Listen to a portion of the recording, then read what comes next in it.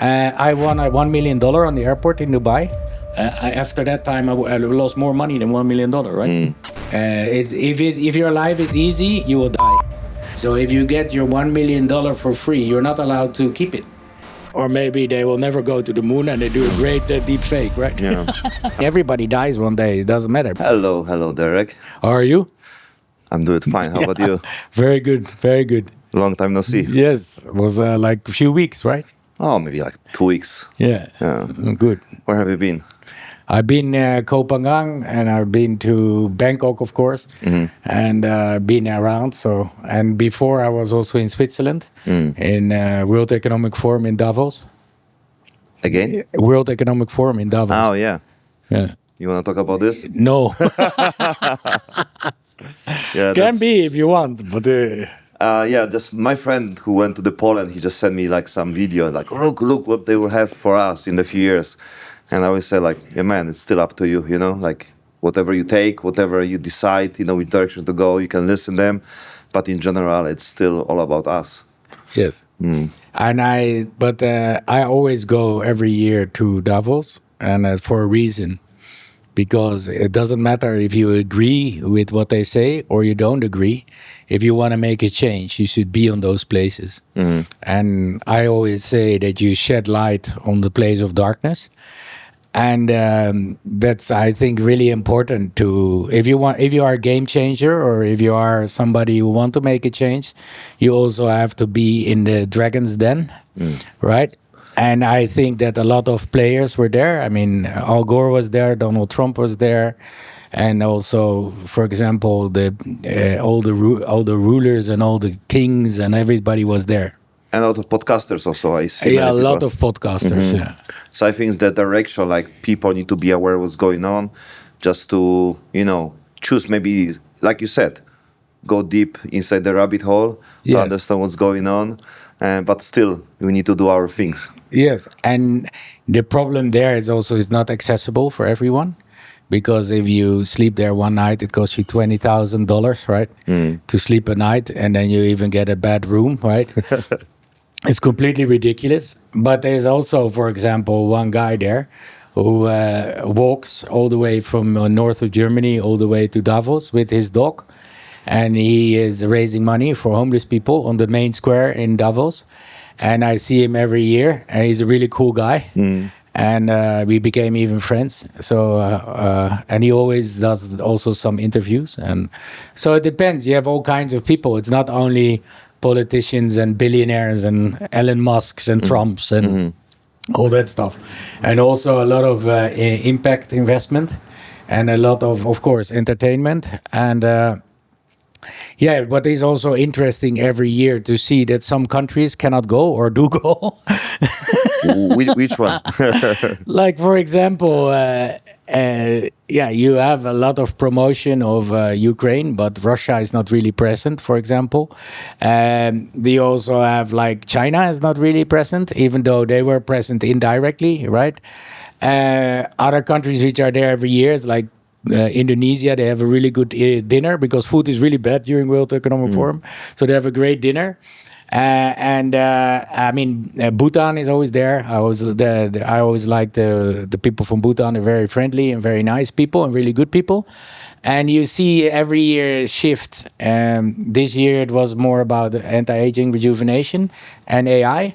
Last year it was more Web3 focused and crypto. And the year before that, it was against social media, right? Because that social media is taking over our life, and we live in brain fog and stuff like this. So every year it's a different concept, and they already announced that next year will be much more about robotics and stuff like this. That we all become cyborgs, right? And let's see what's gonna happen there, right? Yeah, I saw some people from the longevity, business. I don't need Brian Johnson went there, but I think there's other people who also talk about, immortality as well. And I think the topic was mentioned out there as well. Yeah, it's a reversed aging, not only to keep you young, but even reverse your age. It is possible for sure. But everybody talked about anti-aging and reverse aging. I mean, I think it's really cool to become older. And I think, for example, even men and women can be more handsome. I'm more popular with the girls now than I was 19, right? So, Yeah. so So maybe they keep the age, keep the yeah, age. keep the age, yeah. exactly. And everybody, like Brian Johnson says, don't die, right? And don't die. I mean, everybody dies one day. It doesn't matter, because if you don't die of a health problem, then you will die of an accident, or lightning will struck you, or something like this. Can be. Yeah. Yeah. So what about your things also with the longevity? Are you follow this one or? Yeah, I follow because I'm in real estate development, and I've developed many real estate around the world, including in Middle East and Europe and other places, even Africa and crazy places and of course Southeast Asia, where I am now. And I think it's very important that I see a decline of brands, and I see an increase of experiences. It's all about the experiences. What do a billionaire or people who have some money want? I don't care if I stay in a branded hotel, but I do care going for an experience in the Zodiac in Antarctica, right? I think that is real quality, right? It's the same that everybody. I go skiing every year. And then they all go to Niseko. I prefer Hakuba. And then we have this special hotel, which is like a kind of family run. And then we also stay, they have a small onsen inside, but it's very one-to-one. It's the same in Davos, right? Everybody stays in the center of Davos and want to be seen. What I do, I go to my meetings, do my stuff. I go up, I go skiing, and I stay in the top of the mountain in a hut. And I think that's much better than sitting with all these people and getting stressed, right? So you mean it's all about to have the same time, but the more deeper experience, like to actually do more in the less, part of the time. Yeah, and also about, I think what people start to realize, it's not, I mean, you don't need to show off. It's about your energy, right? It's about your experience. It's about your energy you have at the moment, and that you will remember. I mean, if I remember, I lived in Dubai also, right? And I bought a nice car, a really beautiful sports car, AMG this and a Porsche and a F-Type and this and that. It's nice for 3 days and then it's done, right? Yeah. So, but an experience you will never forget. I mean, that experience of driving the car on a racetrack, yes, I remember that really well. And I think that was really cool, right? And not the buying the car or owning the car. I don't care if people know that I have a car or don't have a car. Yeah. But it's about the experience with it, right? And on the end, also, if you really like it or not, because sometimes you get this and like, oh, it was not that fun what I expect. And the one week after, you're like, you don't have nobody to sell, because it's like 50%, cheaper and everything, right? Like you buy a new car and after like one day it's become 30, 20, 30% cheaper, right? Yeah. I have a really good example on that one about energy, right? I won $1 million on the airport in Dubai. It's called a Millionaire, and you can buy a ticket on the airport. And it cost 1,000 dirham, right? Which is around 250 euros, $250, let's say $300. And then I remember I was on my way to Pattaya and to go meet one of my business partners, because at that time I had hospitality in Bangkok. And I got the SMS and I thought it was fake. And I thought, pushing them away and blocking them, because who would win 1 million? I thought it was a scam from Africa, right? Yeah. And then I started to realize, like, oh, maybe, no, it cannot be. And I forgot about it. Then my friends called me that it was all over the internet that I won. It was said like Dutch national won $1 million at the Millionaire on the airport, right? And it's really interesting. So I won that money. And the moment I remember, it was somewhere in the beginning of December, it hit my account. From that moment, I had a lot of bad luck. Because I got something for free. So if you get your $1 million for free, you're not allowed to keep it. So, but the money you earn rightfully and honestly and good, that you are allowed to keep it live. So it's about money itself is also energy, right? So does the things connect with the people who win on the lottery? Yes. Like they said, like 95% of them, they lose the money in the first few years, or even the first year. Absolutely. And it could even worse. After that time, I lost more money than $1 million, right? So it was good experience in A general. lesson. Lesson, okay. It was. It's still even something I bought, and that I still is punishing me now. And it's been already It's been 7 years ago, right? And I had more money before then than I have now. But it's not about the money. It's about the lessons you learn. Of course, I believe that money can give you access to certain things, and it's important, right? If you want to go to Antarctica and be on a Zodiac and on a nice ship, it costs a lot of money, right? And so you have to have that experience. But people forget that also a lot of money comes with headache, right? And a lot of responsibility. And for example, if you own 20 houses, it's much easier to own one house or rent it, and you don't have to have the responsibility on anything, right? So this is something really interesting, right? So if you give the sample from your life or from other people, better to chase, hustle, or better to just stay hidden, do your stuff, have more peace? I mean, it depends. I mean, I think that you have to do your best, and you have to do good, and you have to stick to your word, which is for me really important.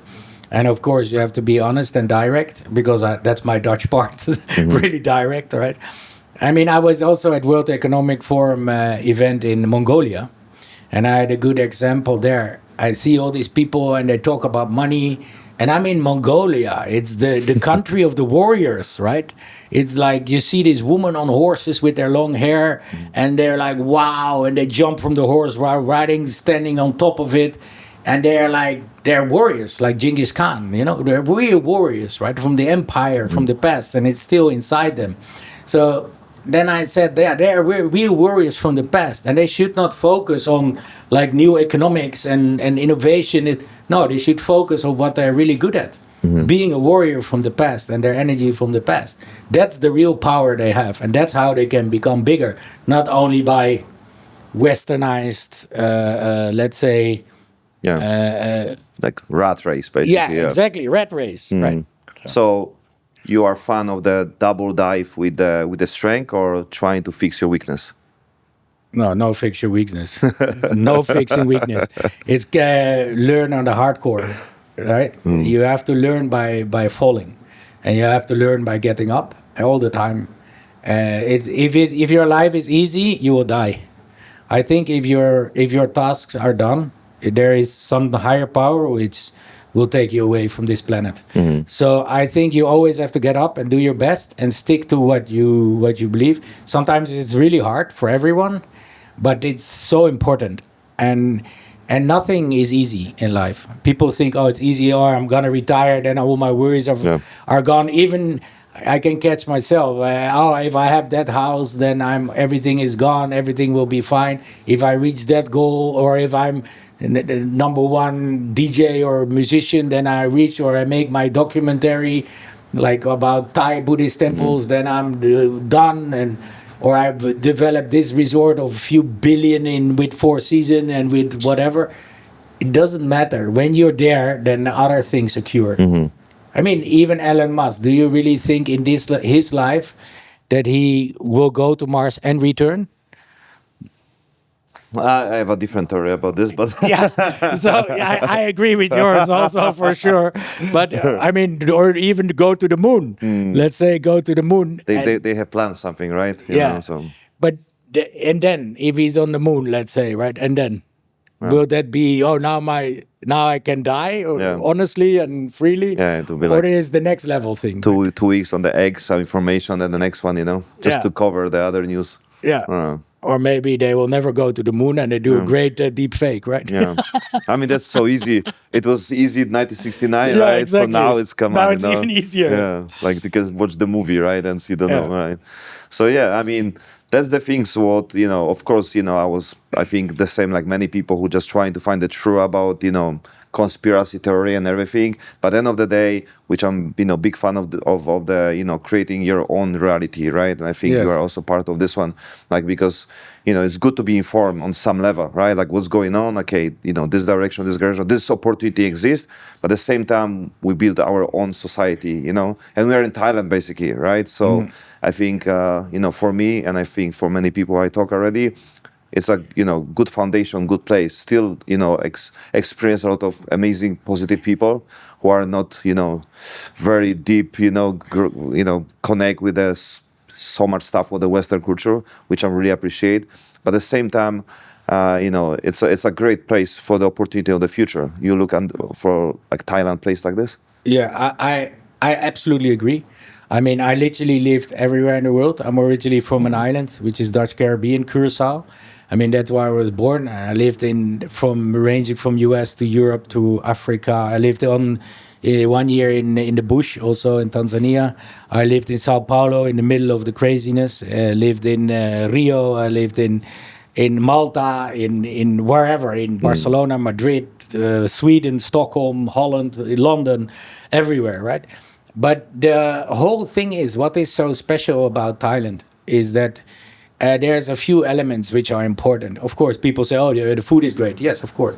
Buddhist culture is great. They all smile, and it's very peaceful. You don't see bar fights in Thailand. There's no robberies. You're really safe. I think I feel safer here even than in Dubai. I feel safer here. Of course, there are some negatives here too. They're like everywhere, right? But also that they accept everyone. It doesn't matter. I mean, you have a good example. For example, if there is a ladyboy on the street, I don't care. It's fine. It's great. They're just part of society, right? Yeah. Or a gay or a lesbian, or it doesn't matter. They're part of society, and they don't put them on a higher statue or lower or in between. They're part of society, and everything is accepted. And if you're in Europe, you suddenly have more rights as a gay or as a ladyboy than other people. True. And they follow. Everybody follows the same rules, and they don't make fuss about small things, right? Yeah, it's not got that extreme, right? When it's about the law changing, the culture and everything, because the some group, do something, want something, they can have a parade and everything. Yeah. But it just happened, and they just parade like everyone else, You have a music parade, you have a cultural parade and everything. That's what I see this. Like for me, like sometimes I even don't recognize, like, I don't look if it's ladyboy or not, because they're not trying to like be that crazy about this one, Exactly. So it's like you just talk with the normal person. And that's what you learn here also, and also a respect for everyone, right? I mean, I always had that in my life, but you see that in other worlds there's no respect for other people from different castes, for example, or from different religions or different orientations. Or here they just have respect for everyone, and it doesn't matter if you clean the street or if you are the CEO of the biggest company in the country, right? That's also I can see even on the street. You can see noodle shop, which is amazing food from the street, amazing, and you can see the people who come on the Porsche. Grab driver, people from Seven, like everyone eat there because it's the fresh. The people prepare food like for themselves, and that's great food. In other countries, even compared to the Philippines, because that's really feel also the class, when the street food it's worse quality, right? But here you have a great quality for the $2. Good food. When you go to a restaurant, you only pay for the place. Correct. You don't pay for the better rice. You have the same actual rice. I agree. Yeah. Right. I mean, there's that good example of the new mall which opened here, Central Park, here at Lumpini. They have Michelin star food court, and the food is just. I mean, it's better than the food which is on the same building in the hotel, but you pay like about 10 to 15 times more. And in the food court, you can have exactly the same food. Yeah. Of course, it's nice to be on the rooftop and beautiful view, and you can do it once in a while. Great. But it's not really needed for the food, right? And the best things, I also see the food from the airport, because you have also like the restaurant upstairs, like Suvarnabhumi, but downstairs you have a food court. Yeah. And you have food for 50, 70 baht, which is also $2. Yeah. I always forgot about this place, and I go to the restaurant, like, oh my God, there's food court downstairs, like, and it's like everyone eat this, like, wow, like there's no airport, I think, on the world when you have a like really food court for like price like this. Yeah. For the water, like for 10 baht, right? Yes. And normally it's like other airport like 200, 300. Yeah. I remember anything in Frankfurt was like 12 euro for water, right? Yeah, it's completely ridiculous. Yeah, same No, water. I mean, even at the lounge, right? I go a lot to lounges because I travel a lot. Even the food in the lounge is so good. I mean, it's crazy, right? And then, I mean, I like, for example, I have a lot of experience also living in Dubai and then living here. And then they say, yeah, in Dubai, you have so amazing food. I'm like, that's because they have brands. I'm asking the people because nothing is almost fresh in Dubai. What? Because you flew in the tuna from Japan and then you cut it like 2 days later, or maybe when it comes directly from the plane, it means it's not fresh. Yeah. Right? The things here are really fresh. Even let's. I don't want to insult anyone, but even the Italian food is as good as in Italy here. And the Thai food, of course, is amazing because there's a local kitchen. But even the Chinese food, I just now I went to a Tibetan restaurant just now, which is here next door, and it's really simple, but it's just fantastic food. And what did I pay? We had really a lot of food, and I paid 1,000 baht, which is is $30, right?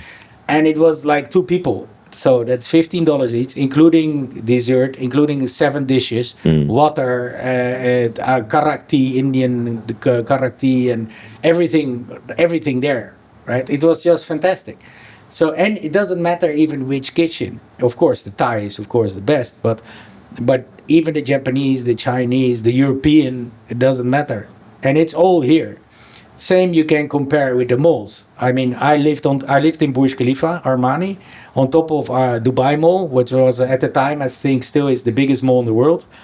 And then you could go down and up, etc., etc. And the thing is that it is not so nice, the Dubai Mall. It is really nice to be here in the malls here, like Central Park or like Emporium.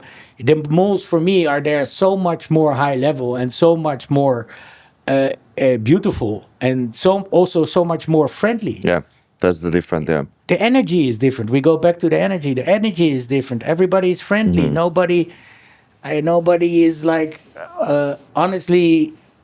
Like, for example, in Dubai, my girlfriend cannot walk alone to the mall because she gets approached by too many men, right? And here in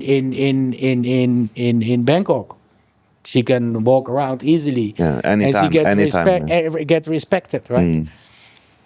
Of course, there are some negative things in Thailand too, like every country, right? Yeah. But it's all about your perception and about your acceptance and everything, right? I want to ask you about the way how you also make business, because you also do some real estate, right? And so if you can compare like making business with the people or like dealing with the, I can say business base of the, let's say, sales, buying, like real estate, right? Because I also believe that the real estate is a very cold business, right? It's all about the numbers, it's all about the deals, and it's like less people, right? Like there's, many people involved in the like crypto, right? Which is still like more about the numbers than the people, right? Which part you are, in, like more into the, cold business or like the people, networking, even like right now also you do some public speaking. You also, I can say you coach as well, right? Yeah, could be. Yeah. I'm just like to help people. I wouldn't call myself a coach at all. I think because of the better reputation of the coach, like no, because I just help people or businesses, and that's it. I mean, for example, real estate developers, I help them out of their crap, or I do turnovers, or I do new launches, right? Or global extensions, stuff like this, right? Okay. Yeah, so now I put the headset on because the party is starting here next door, so then I cannot hear the other people, So, yeah, like I think it's more like you are more deeper, right? That's like this kind of immersive experience when you can focus. Correct. Because there's so much distraction around, So sometimes like that's what I showed you last time, the VR, right? Yeah, it's super cool. Yeah, I really liked it, by the way. Yeah, I mean the concept about this one is go deeper, right? Like it's the same connection with the meditation, right? Just to try and turn off everything, distraction, everything, stay few minutes by yourself, right? That's why also when I go to sauna, I'm more appreciate the time, like alone and just without any distraction, right? Yeah, So I agree. that's you tried ice bath also? Yeah. I mean, I tried literally everything, right? But I think that you're right, because people even go to a dark retreat, right? Or to be completely in the darkness and silence. But you could do it all yourself, right? You Yeah. don't need to go to all these places. Even meditation you can do. I mean, of course, but I think, for example, that immersive experience I had with your VR headset was really cool, and it's a really quick way to get shut off from the outside, right? And this is something amazing. It's like for sure you experience a lot of, trip inside and outside, right? You been Peru? Sorry? You Peru on the ayahuasca No, retreat? Never.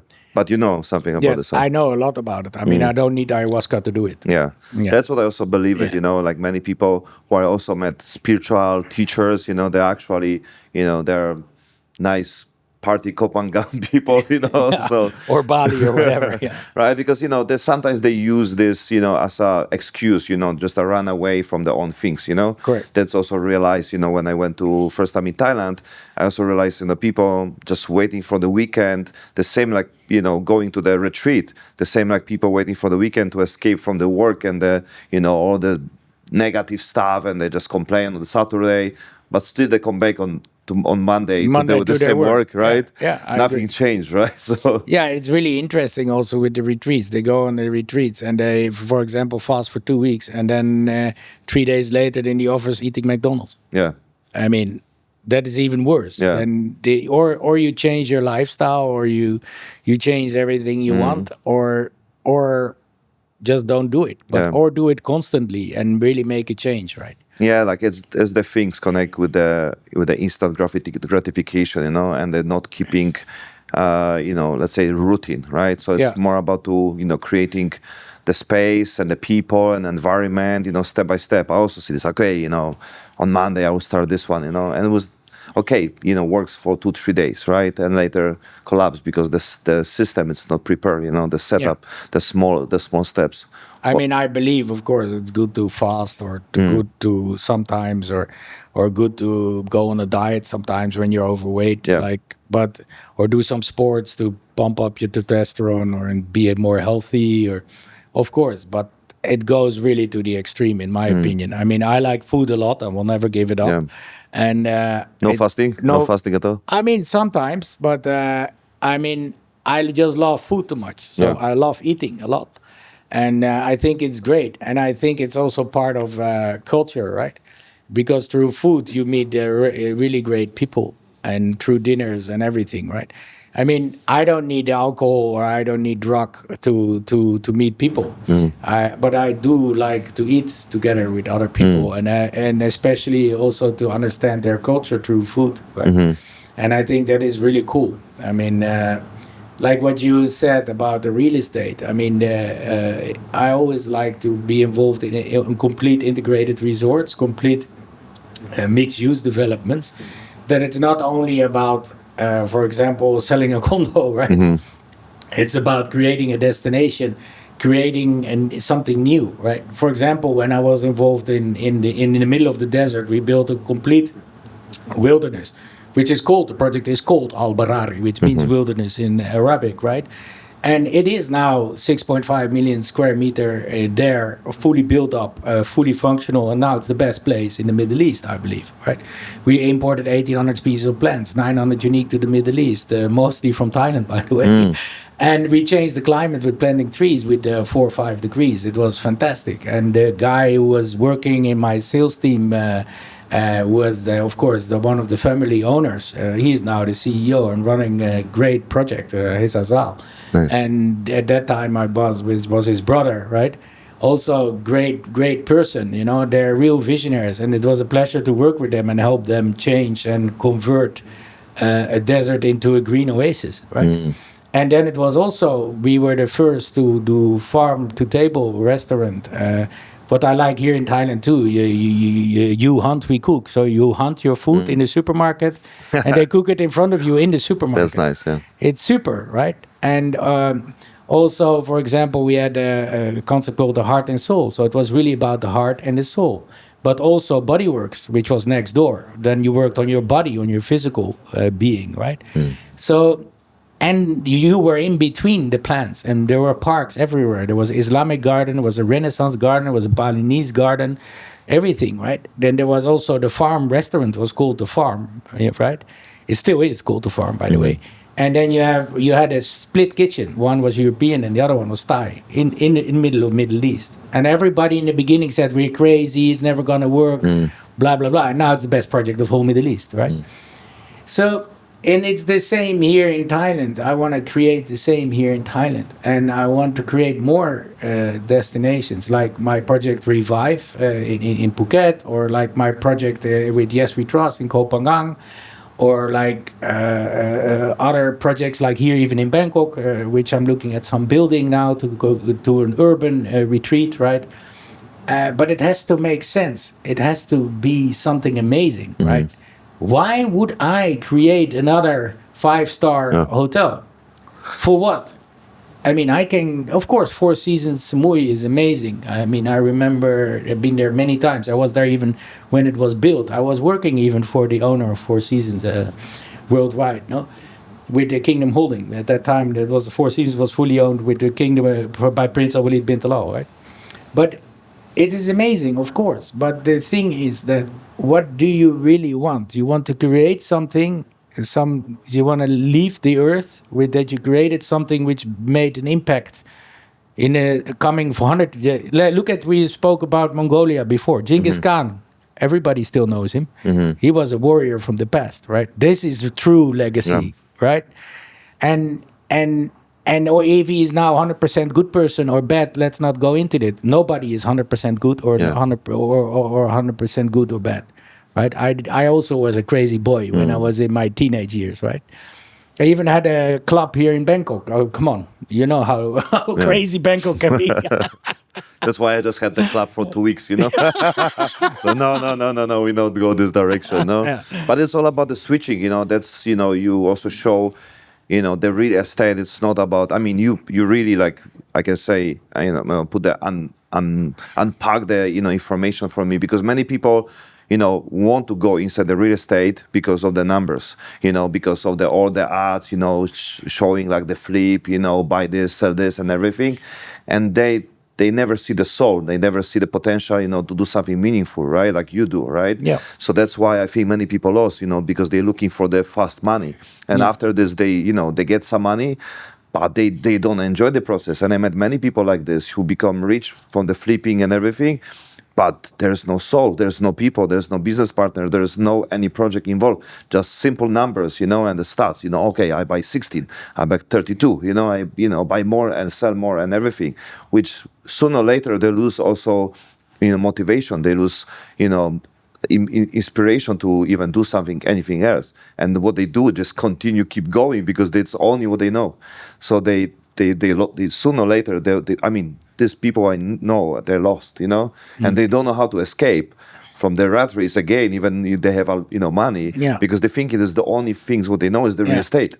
And that's why they keep going, maybe more. So what they show me, you know, the different way, you know, to build the project, connect with the real estate, with the people, not only with the empty numbers. Yeah, I agree. And also, again, and I can refer back to what I said earlier, all those people who earn that money, maybe they're not allowed to keep it because they're just looking at the numbers, right? Yeah. And if you look now, Barari, right, which I was involved in at the beginning, right, it's now the number one real estate in the whole Middle East, right? Number one. Everybody wants to live there. Good luck. If you can buy something there, it's the most expensive now also, right? So long term, it's always better to not only look at the numbers and see what you can really do. But even if we look at the numbers, let's take an example, Bangkok, right? Many people buy condos here. I burned myself too. I bought some condos because they looked cool, and I think I'm going to buy. Good price. Good price, you think, because it's cheap compared to where you're from. And then in the end, you see that it was not a liquid purchase, and it's very difficult to get rid of your condo again, right? Because there are so many new condos being launched and so many people buying. But if you look, for example, what I'm doing now also, I can buy a condo in Sukhumvit or I can buy an 800 square meter villa with my own garden, with the pool, everything on it, for the same price as a 2-bedroom condo in Sukhumvit, also next to the BTS, if you know what you're doing. If you know what you're doing. So a lot of people come here and they just start buying, etc., and they don't think about. They exactly believe the brokers and this and that, blah blah blah. I mean, honestly, if you talk to me, I would say no. You have to build yourself something, or you have to buy in the best project of for example, a really good project is Central Park, right, in Lumpini, right, and it's not even freehold, right? It's 60-year lease, but. And also the legislation. A lot of people come here and they just do whatever they want, and they think it's all fine. Yeah, because it's so sabai, so laid back. No, but there are also rules here, right? So obey to the rules and really check what you're doing. And that is something which people don't realize, because if you are coming here on holiday, it's completely different than when you come here to live. Yeah. And also I want to tell the people that when they come here to Thailand and they want to stay, take it serious, right? And see it as a long-term stay. Don't come here and just do some small stuff and then we'll see. No, it is, and also try to involve the local culture and the local people, because that's very important. Because I tell you, if you can capture the Thai people, they're very loyal and they're really good clients. Then the foreigners will come by itself, not the other way around. First capture the foreigners, and then the Thai people. Like that's why the place I had in Sukhumvit, we had were the only back room and only speakeasy bar, which had Thai people inside in Soy 11, because Soy people don't like to go in Soy 11 if they're Thai normally, right? But we had Thai clients, so and then it became really popular. Not because we had a lot of foreigners and then it became popular, no, because we captured the Thai clientele. And this is also something really interesting. And also if you build, for example, a resort, or if you build something beautiful or new real estate, try to integrate. Okay, of course, do really cool innovation, do really good, beautiful design, etc. Which are, by the way, interior design. The Thais are great at, by the way. Yeah. And the colors they use is amazing. But also make sure that you integrate some elements of Thailand. Like, for example, I see in Samui, for example, or in Pattaya, or in Phuket, I see these modern villas being built. I'm like, what you guys are you doing? What are you doing? You're destroying a country, right? Same you could say for Montenegro, right? For example, Montenegro has these beautiful stone villas on the water, and then next door there's like a plattenbouw from beton being built next door. No, respect the culture, embrace the culture, live with it, right? And then you can make modern, but make modern Thai style that or integrate it into nature or in the mountain or with the greenery around, that it stays beautiful. Like Four Seasons does that really well in Samui. They integrate it completely with the local Thai culture, right? Or Six Senses is also a good example. But also you can see many villas who are still Thai or who are like integrated into the nature or just beautiful or and don't destroy the island, right? And destroy the Thai culture, right? So I think that is really important, that you respect not only the culture but also the past, and you learn also from the past. Like the same, there are so many temples in Thailand, right? Thai Buddhist temples, and so many of them are destroyed. So I would focus more on maintaining those temples, and because they are beautiful monuments, right? I'm not saying because of Buddhist religion or because of praying, or which is all great and fantastic, but I'm saying because it's our monuments and they have good energy and it's great. Like, for example, in Europe, most churches, or in Russia or in Ukraine and or wherever, anywhere in the world, there are beautiful churches. They're part of the culture, like in and Barcelona. Look at the Sagrada Familia in Barcelona, right? Exactly. Or look at the El Catedral in Barcelona. Oh, really good. They're beautiful. Yeah. But they should do the same in Thailand. See, there is something what I want to see Thailand to improve, for example, right? So more dedication to these beautiful buildings they have, this beautiful culture they have, and then try to support them. I'm even trying that myself through my program. It's called the Temple Hunter, right? And this is really important because, and that's in a way I also try to give back to the Thai people because it's their country. It's not my country. Yeah. I mean, non-country is nobody's because, but that's another topic, right? Because I'm absolutely not nationalistic, right? I don't care if people say that I'm from Curacao or that I'm Papiamento or that I'm Dutch or they say you're Deutsch. I don't care. Or Dutch, which is completely different. Or Afrikaans. I'm Poland, and they said from Holland. It's like, yeah, okay, okay, it's fine. Can Whatever. be from Holland. Yeah. So it doesn't really matter, right? But you have to, at least what has been passed over by all ancestry and what you have learned from the past or what has been built in the past, you should preserve and you should maintain. Like, for example, I think it's important that the pyramids have been maintained, right? I mean, it's very important. I think it's important that the Arc de Triomphe will be maintained or the Eiffel Tower or whatever. Or the Dome on Amsterdam Square or Buckingham Palace. You mean the red light? Even the red light district. It's but it's true what you say. This is serious. Yeah, it's true. It's I mean, history, the red light district is amazing. What is the best tour to do in Amsterdam is to go on a tour in the red light district. And it's the safest place of whole Europe almost because there are cameras everywhere. And it's very interesting because prostitution is the oldest work in the world, profession in the world, right? And it comes, of course, from that the people came by boat to Amsterdam and they were along on sea and they need something, right? So they wouldn't do any aggression or touch other women which are, like, let's say, married and didn't want anything. They just go to an area where they could do something and those women, they get paid. Same as in the cowboy movies, right? Yeah. So it's really fantastic. But you mean so cowboy? Yeah. Oh yeah, so cowboy. Another cultural. That's another one, exactly. Or a walking street in Pattaya, right? No, but they think, or Kakatu, which was Kokatu, that's like the ladyboy bar in Soy Cowboy, right? Yeah, no, but it's really fantastic. But it's part of the culture. So also maintain that. Even now there are talks in Pattaya that they want to move the walking street somewhere else. But I think the walking street should stay and it's part of Pattaya. It's culture, right? Or Patong in Phuket. And it doesn't matter if you are against it or for it or no, it's part of the past. It's part of the culture. So leave it there. Leave it. The red light district, very well organized in Amsterdam. It's the safest place in Amsterdam.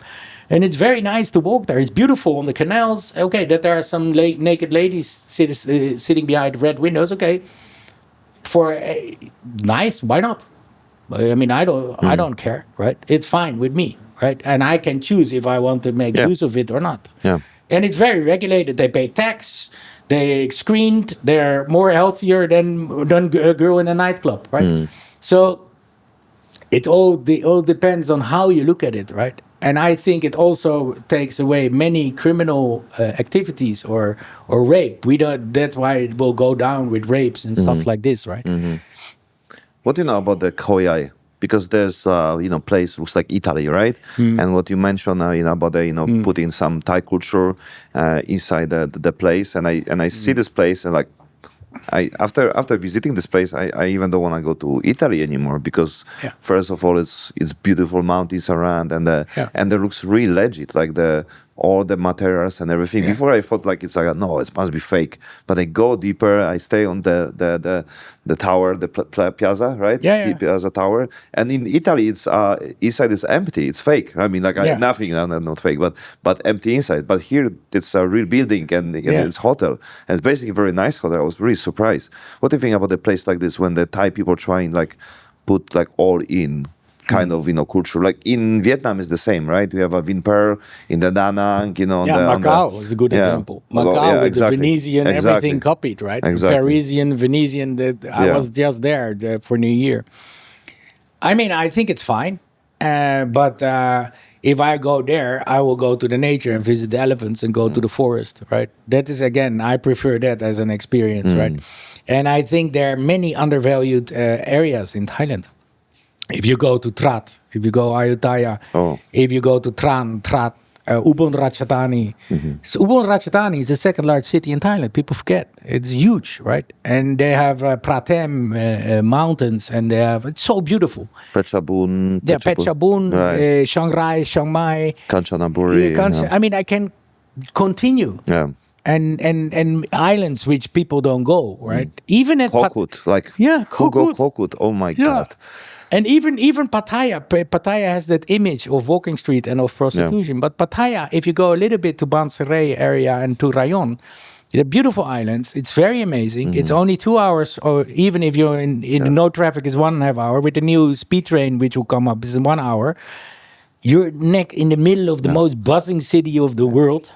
Right, Bangkok. 1% maybe people know about the Kokut, right? Yes, like, no one. Yeah, it's like, oh, where we go? Samui, Phuket, Pattaya, right? Or Bangkok, right? Yeah. Nobody talk about. I mean, it's nice. Yeah. You know, it's good to. There's place like this, right? So they're still not touristy. I think they just make.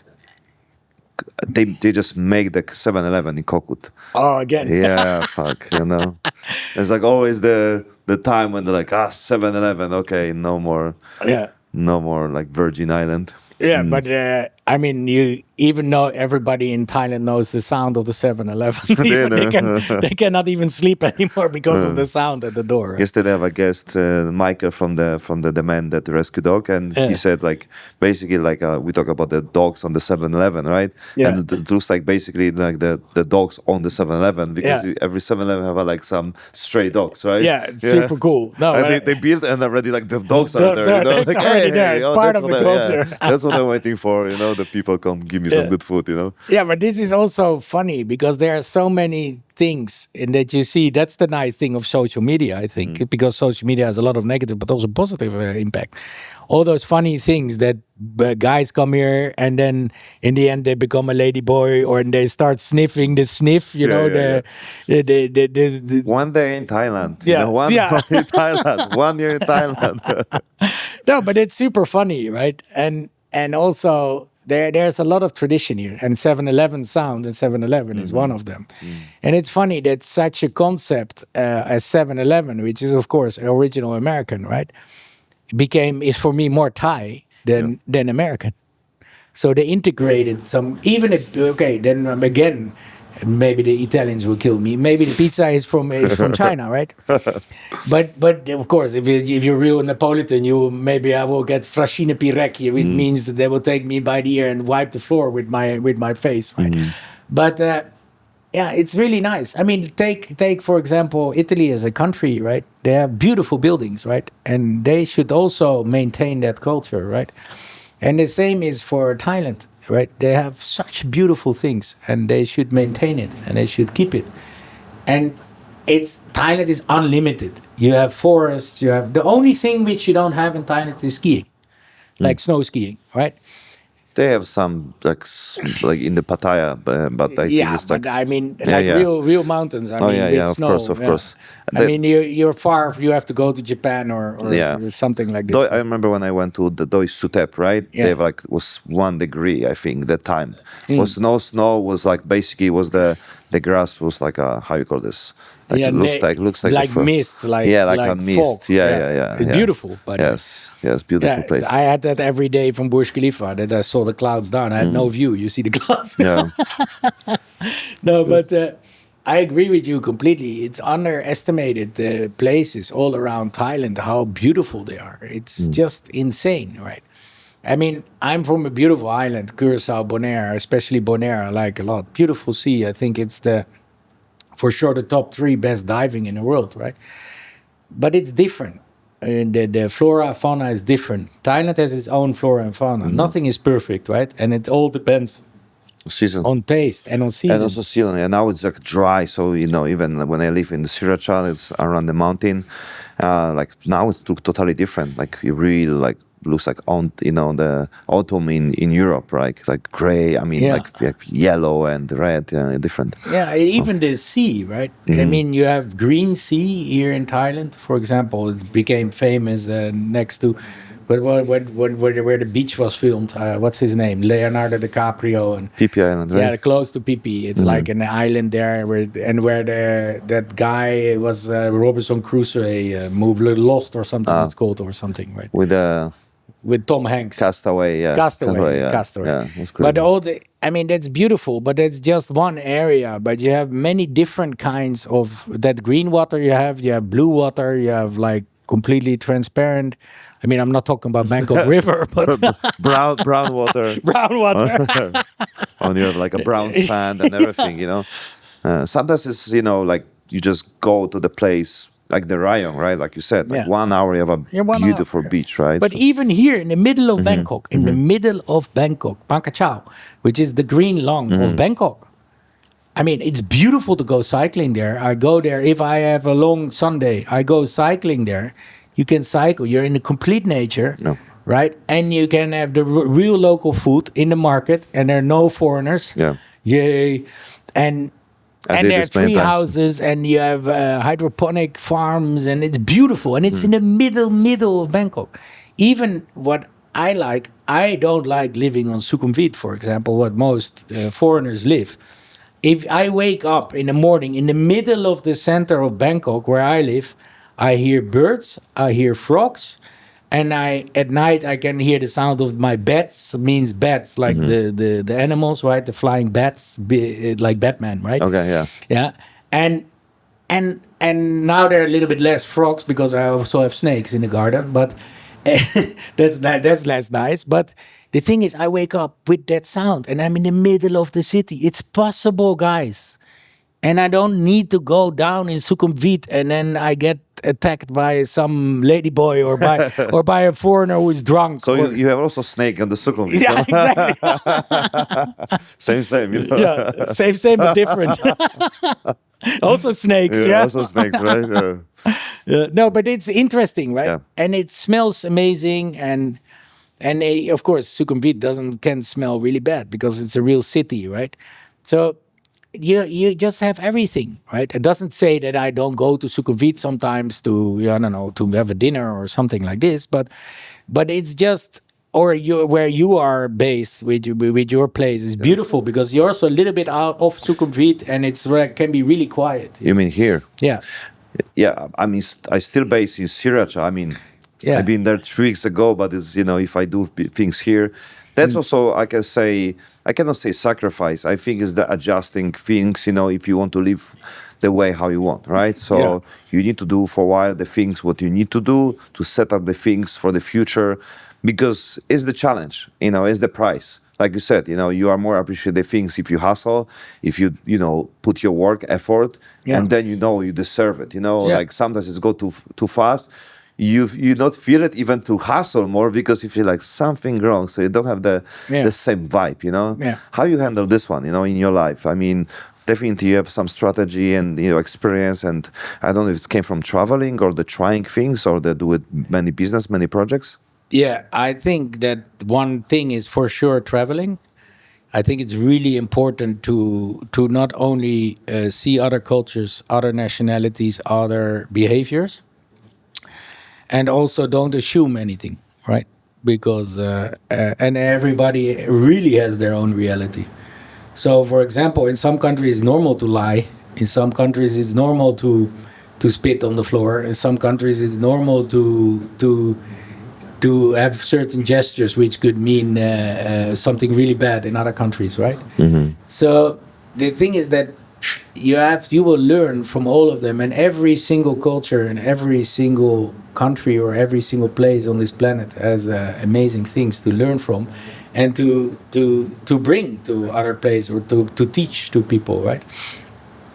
I think that's one. The other thing is also you have to realize that you have to learn from your mistakes, because most people stay in a loop and they become like an 8, They stay and they go back. They stay infinity, and they stay. I look at infinity, crazy, huh? Yeah. And that was really funny because I had a nightclub and bar here which was called 8 on 11, like the 8 because it was on the infinity, right? It was on Soy 11, and almost like 7-Eleven, huh? Yeah, exactly, like 7-Eleven, but 8, 8 on 11, yeah. No, but it's really funny that people stay in that loop, right? And they don't think outside the box. And I think that is also happening on what we spoke about before with the politics and with everything. People start to say, they still say conspiracy theories unraveling. No, conspiracy theories were never a conspiracy theory. Yeah. I mean, now they even show and The people still believe it's a conspiracy theory. Yeah. It's And just reality, right? Yeah. And there's nothing changed, Yeah. Before it's like, is that true about even in Thailand, they see the clouds, right? Yeah. And like, they just say official, it's like, okay. Yeah. So they can put the rain everywhere. So yeah. So in the Dubai was the float, The float. I was there. My Jaguar F-Type was floating. Yeah. And exactly, right? So but if you see right now, like nobody care if you even show the truth to the people on their face. They don't care. Yeah. And also what is going to be very interesting, people don't know anymore what's real and not real. Yeah. And that's going to be crazy. I mean, honestly, I don't believe anything what's on the news. I mean, how do you know that something is real or unreal? You just don't know. You can be told everything. I don't want to go too deep into politics, right? And there's stuff happening now with this Epstein bullshit, right? Sorry, it's horrible, everything, but why do they keep hammering? It's all because of a certain agenda of certain people. And you can push agendas, and this is a real big problem. I think that's also one thing I learned. I've seen so many agendas around the world, and which are completely the opposite.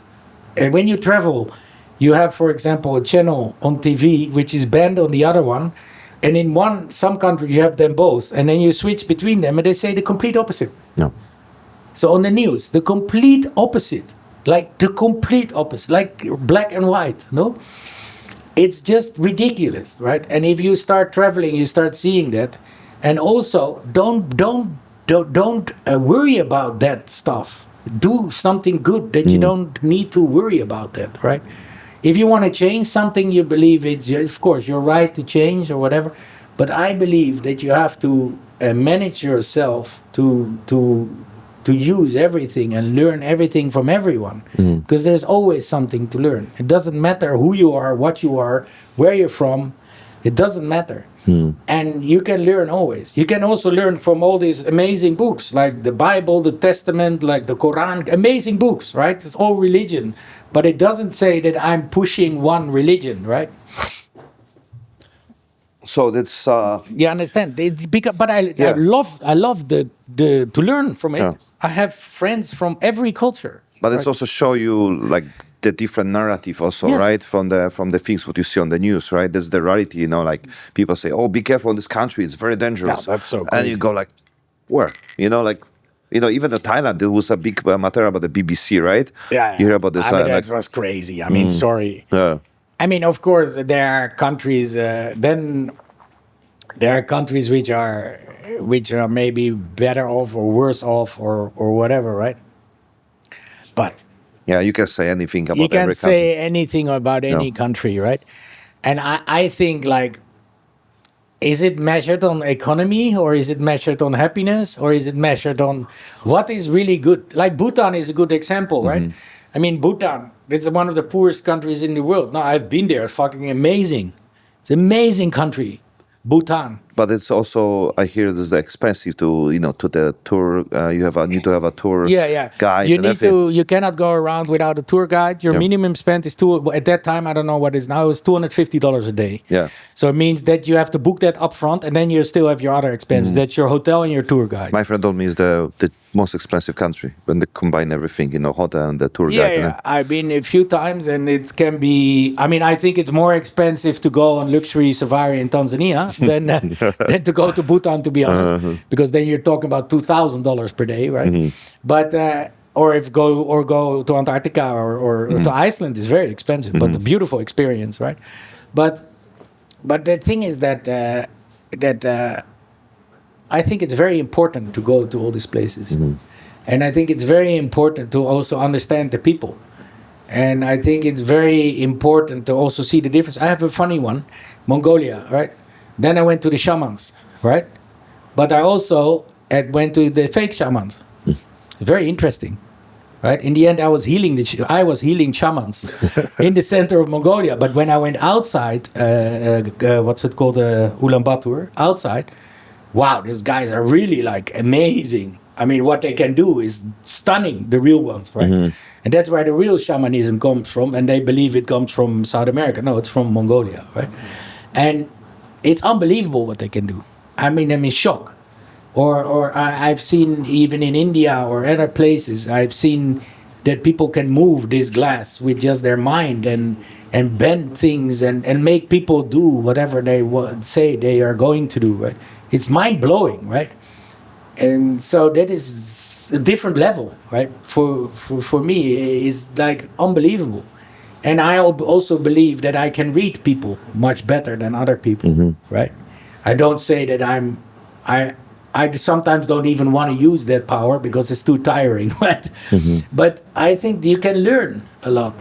And I think also the nice thing of the Thai culture is for them, spiritualism, doesn't matter if you're Muslim or Buddhist, or it doesn't matter. Spiritualism is a part of culture. And it's part, and energies, right? It's part of culture. I don't recommend you to watch a Thai drama, by the way, or Thai horror movies. It's like really scary because it's all about ghosts, right? Or Thai drama is like always family drama, right? And people cheating and this and that. But it's beautiful how they integrate and interweave all this, and then still be open to other cultures. So most cultures, like let's name them, it doesn't matter, because they also have good things and bad things, but they're better at integrating other cultures and other traditions and other acceptance than, for example, Japan, which are much more closed, or for example South Korea, or for example North Korea, of course, but that's obvious, or for example let's say even Indonesia, right? In Thailand, it's so much acceptance and so much laissez-faire, let it be, you know? And this is really interesting, I think. And I think that's also one of the main reasons that Thailand is so fantastic. It also has negatives, because it could impact on the economy. Okay, we just got... But on the other hand, no, because if I'm in Ubon Ratchathani, for example, at a family dinner or something, they have nothing, but they have everything. Yeah. They're so happy. They're so relaxed. And there's a real family bond, and they love each other, and they have really good food because it comes straight from their land. The best mangoes I've ever had, and best rice I ever had. So what is really important? You also start to question yourself when you travel a lot, or when you start developing real estate, right? And with real estate also, it's very interesting, because if I see all these master plans and see when they start, or conversions or something, I mean, honestly, like, if they get some big consultant, it's going to be a big trouble. I tell you already. That's happening now, for example, in Saudi. All these big consultants, in the end, they will come to people like me, or similar kind of people who traveled all around the world and who have experienced it. And then you can say, okay, this was my experience. Let's try to do it, also integrate that. Like, for example, even in rejuvenation and anti-aging, right? Here in Pattaya, we're doing one for the 4-star market, because normally all the anti-aging rejuvenation is for a 5-star, super expensive, right? Yeah, the stem cells. And almost inaccessible for 95 to 99% of the people, right? So now in Pattaya, we're doing a Nebu, right, with Ramada, and it's fantastic. It's a 4-star accessible wellness and experience, right? And you can buy an apartment with much lower price, and et cetera, et cetera. So it's a different market. But the one in Phuket is completely the one I was speaking about. 5-star, hyperbaric chambers inside your villa, and super nature, and boom, you know? It's super expensive. You're talking $20 million for a villa, or to $5 million to $20 million, right? For the most expensive one. So it really depends what it is, right? But in the end, it's about the experience. I mean, do I prefer to be in a really expensive restaurant on an amazing location and have really bad food, or do I want to be on the street and have a really great atmosphere with loud cars and everything and eat amazing food. I choose the being on the street and have amazing food with friends than being in some obnoxious building with all like super fancy and then the food is disgusting and the service is like, oh, you cannot sit like that. Oh, you need to put this, blah, blah, blah. I mean, come on. Right? And on top of that, it's also like maybe $2,000 for one dinner and there's 2,000 cents for one dinner, right? So what is it? What becomes important? I think maybe also if you get older, you start to understand what is important in life, right? And after more experience, yes, because many people get older, but they have the same experience, right? Correct. Because, they do not travel, they stuck on the concept about even more stubborn, like, oh, you should not trust, you should not go, you should save money and everything, which I'm also, not big fan of this one because I think, spending money for experience, spending money for personal growth, spending money for people, and creating things are much important than saving money and then one day have $1 million and okay, what I can do right now without experience, it's nothing, because you even have no idea how to use it, Yeah. So, and even if you save it, maybe it's all gone. Yeah. Because I believe the dollar will be worth nothing in a few years, right? Even now, it's already what it was worth 10 years ago and what it's worth now. It's almost nothing, right? Yes. It's already went down 50% or something, right?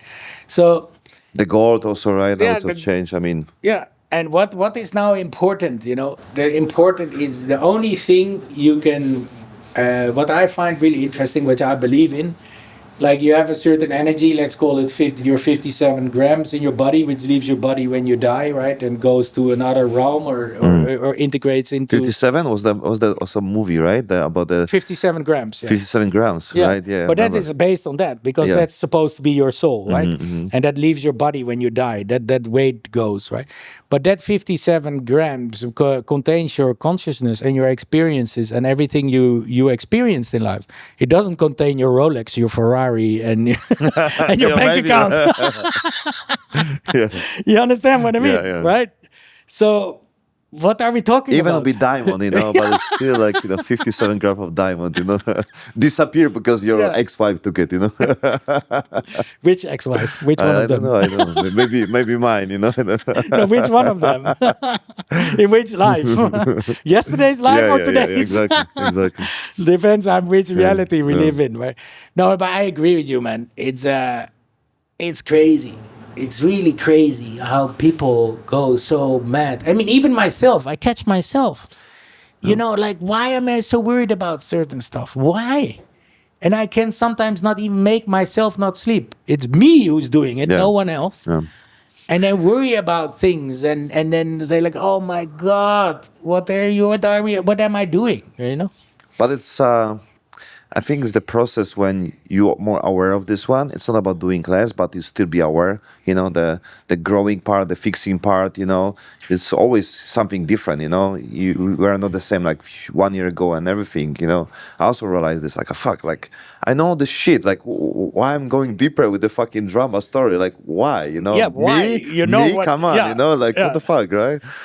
I don't know. I think it's the part of the game, I think it's the part of the game, like you said, the suffer, I believe on the suffer part, because you need to pay some price, like for me, it's fine, because I experienced this and this, and I met people like this. I can say, okay, we create our own reality. But at the same time, I want to pay some price. I want to feel good. I deserve for something. So even if it's like I create on my own matrix, I prefer to create the things like I deserve for something because I do something, not about because I saw like my friend show me. I think he was like on the real estate numbers, and he showed me something like get out from matrix and how to hack the matrix. It's like and I like. To even don't believe the karma, because the karma is also the way how the, let's say matrix, keep us on the, constantly, pain, and like we need to pay for something, and like we not deserve to be happy without paying the price and everything. So it's like, I don't believe this shit, we want, because I'm okay to pay the price, like I'm okay if I get something, to do something for this, you know. I want to give, you know, first when I receive, you know, and I create the rules, you know. So it's not about like I believe the karma. It's about it's fit to me, you know.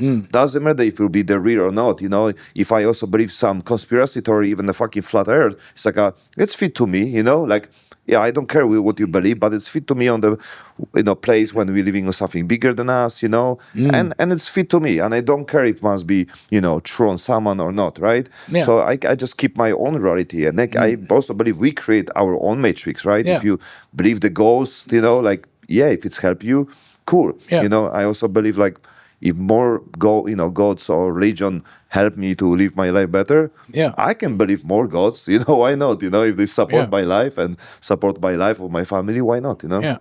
No, I agree. And also that comes as bringing us back to Thailand. You know, when people say, oh, you're so lucky to live in Thailand.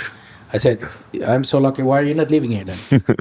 Why are they not moving? Then I find it also really interesting. Like, for example, Dubai.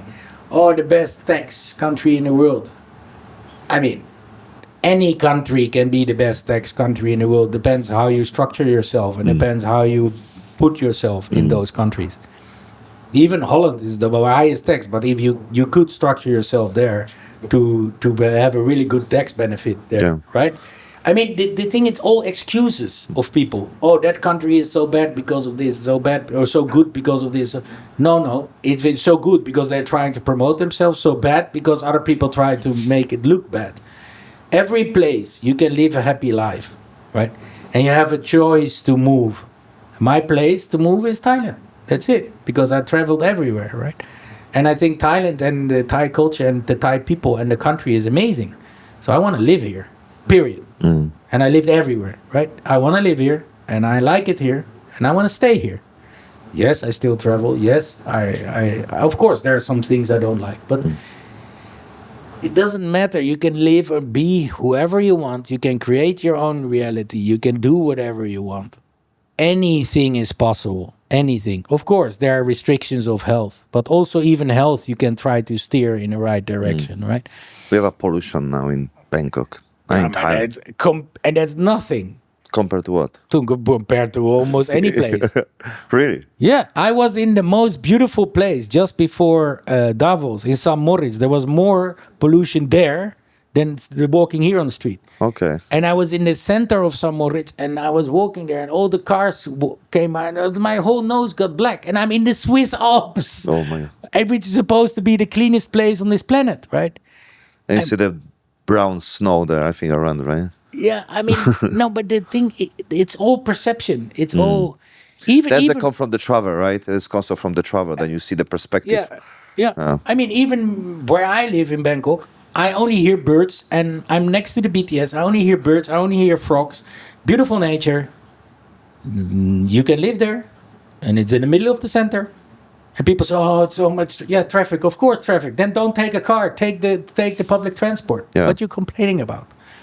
Yeah, I cannot be in public transport because it's not good for my image. I mean, I've been to Monaco many times. Well, you know where I met the most billionaires? In the bus in Monaco, not in a Ferrari, in a bus, in the public bus for €2 from one area to another area in Monaco, in the bus. And I didn't meet them in Hotel de Paris because they're all fake. You understand? That's where you meet the true people who have a long history and who really know about Monaco and about stuff in the bus. And they maybe have 20 billion or billions of whatever, zillions on their account, but they take the bus of €2. So what are we talking about? You understand what I mean? This is so crazy. It's the same with that people say, no, I have to take this or take that. I mean, I prefer, of course, I like to take a private jet or helicopter if it's more convenient and it's faster and I have more privacy, great. But I think the apartment of Etihad or business class of Emirates or whatever is great already, or Singapore Airlines, I love it, right? And even sometimes economy I prefer, because I remember one time I was flying with my girlfriend to Dubai, and the first class was full, the business was full, and the economy was completely empty. I had the whole economy for myself, I even made a movie on social media that I was running in the economy class, and I was having the longest bed ever, and I put all the pillows, and I paid the 1/50th of the price of first class, right? So it's all about yeah, it's all how you look at it, and how maybe you meet somebody in economy, or for example, last time, then I was also economy, and I sat next to a guy, yeah, and he was like, and I could not get a seat, and this and that. I said, okay, and now we're sitting next to it, and now I met him in economy class. I would have never met him in business class, and he was in economy class because he couldn't get a seat, and I was sitting next to him. So what is it, destiny then? Yeah. Do I have to pay extra to meet some, like networking? Come on, networking. No, you have to network is about just being with nice, surround yourself with good people. It's not about go networking for business to travel because there's an event. No, go there because you like a few people and they bring other good people to you. That's for me networking. Not like networking, oh, there is a World Economic Forum is a good one. There's a lot of people. No, but I do go there because I know those leaders are there, but there's always this group of people who are there every year who want to make a change. So I like to hang out with them. I go skiing with them. Before World Economic Forum, I always organize a ski retreat, right? So the ski retreat for me is more important than the whole forum because we are 40, 50 people skiing together and having fun, right? So I think it's people don't really appreciate what they have and what they do, right? And even myself, I catch myself with that too. I'm not saying that I do everything good. You know, it's all about if you're gonna accept to be happy with it or not, right? I mean, and I don't want to be Elon Musk. I don't want to be all those guys. I prefer to just I wouldn't mind to be them one day, all of them one day, and then see the differences and learn from it, right? Yeah, I think I can say I'm blessed by the meeting the different kind of people and the different position and of course different, business and the structure and the hierarchy on some level. But at the same time, when I go deeper with the conversation and spending time with them, many of them are miserable and they, make small mistakes. One of this one I even hear last time on the on the Stephen Bartlett about the CEO of the diary, direct CEO of the diary, right? No, diary of the CEO. So, and one guy said, and on the beginning I try to focus and I understand like about the business, like the chance of doing business alone, it's much more, potential to be successful than with someone, right? The partner. But then I, listen, it's like, okay, like makes sense. But then I also realize, okay, but I met so much people and the main point why they're miserable and they lost and they get depressed and everything, most of the time they've been alone. They make this alone and they never have someone around them, business partner, even relationship, someone who also on the same level when they can talk openly about life, about the problems, about issue, and the deep things. And then I see the common things with all these people who go to this level, but they don't have anybody. So when they lose everything or they, still get on the point and they feel lonely, I always know they have nobody, So even if the chance, being successful is to do this alone, higher, I think that's much higher if you do alone and you lonely as well, because you have nothing to share. It's like you have Ferrari, but all your business partners or your friends, have nothing, right? But they're the one of the part of your business. So I think you not feel comfy when you're on this position, and they're not, even if they make the same, work on the job, right? No, I agree with that, and I mean, and I don't know, what I don't understand is what the people themselves, they don't understand what they truly desire. So then the whole society is saying, okay, you have to make money. But what do you really want? I mean, you have that story when you meet the guy who's drinking a beer on the beach and he is completely free. And then a guy comes and says, "Oh, you know that story with the about fish." the boat. With About the boat. Yeah. It's like, on the end, you can, Then in the end, in the end, they seek just to sit on the beach with a beer, right? Exactly. And the thing is, that's the truth, right? You first have to find out what is important for you, and you should seek that goal. And the funny thing is that most people find that just before they die. And then they might have regret even, or some people it then can also die happily. But the thing is that most people find it really late.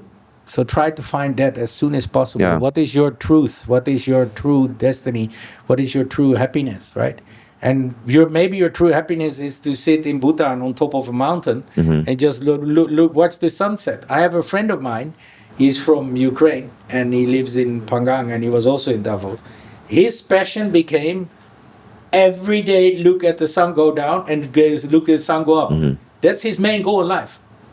And he's so happy now. And before he was like only working 24/7 and I have to make money.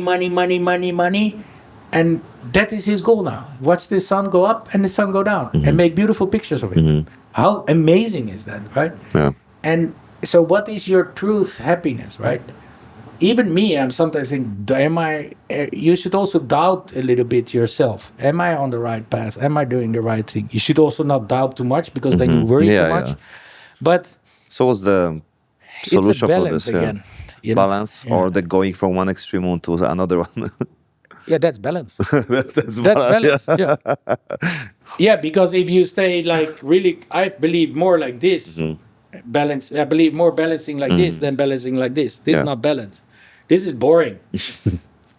I mean, that's my character, man. That's stability, which is nothing, you know. Which is nothing. Which is neutral. Yeah. They even say about the relationship, better to have fighting because there's still some emotion, right? Yeah. Than have someone who is, have zero, feelings, right? Because when you have a zero, you cannot do nothing. When you have a minus, you can still go to other side, right? Yeah.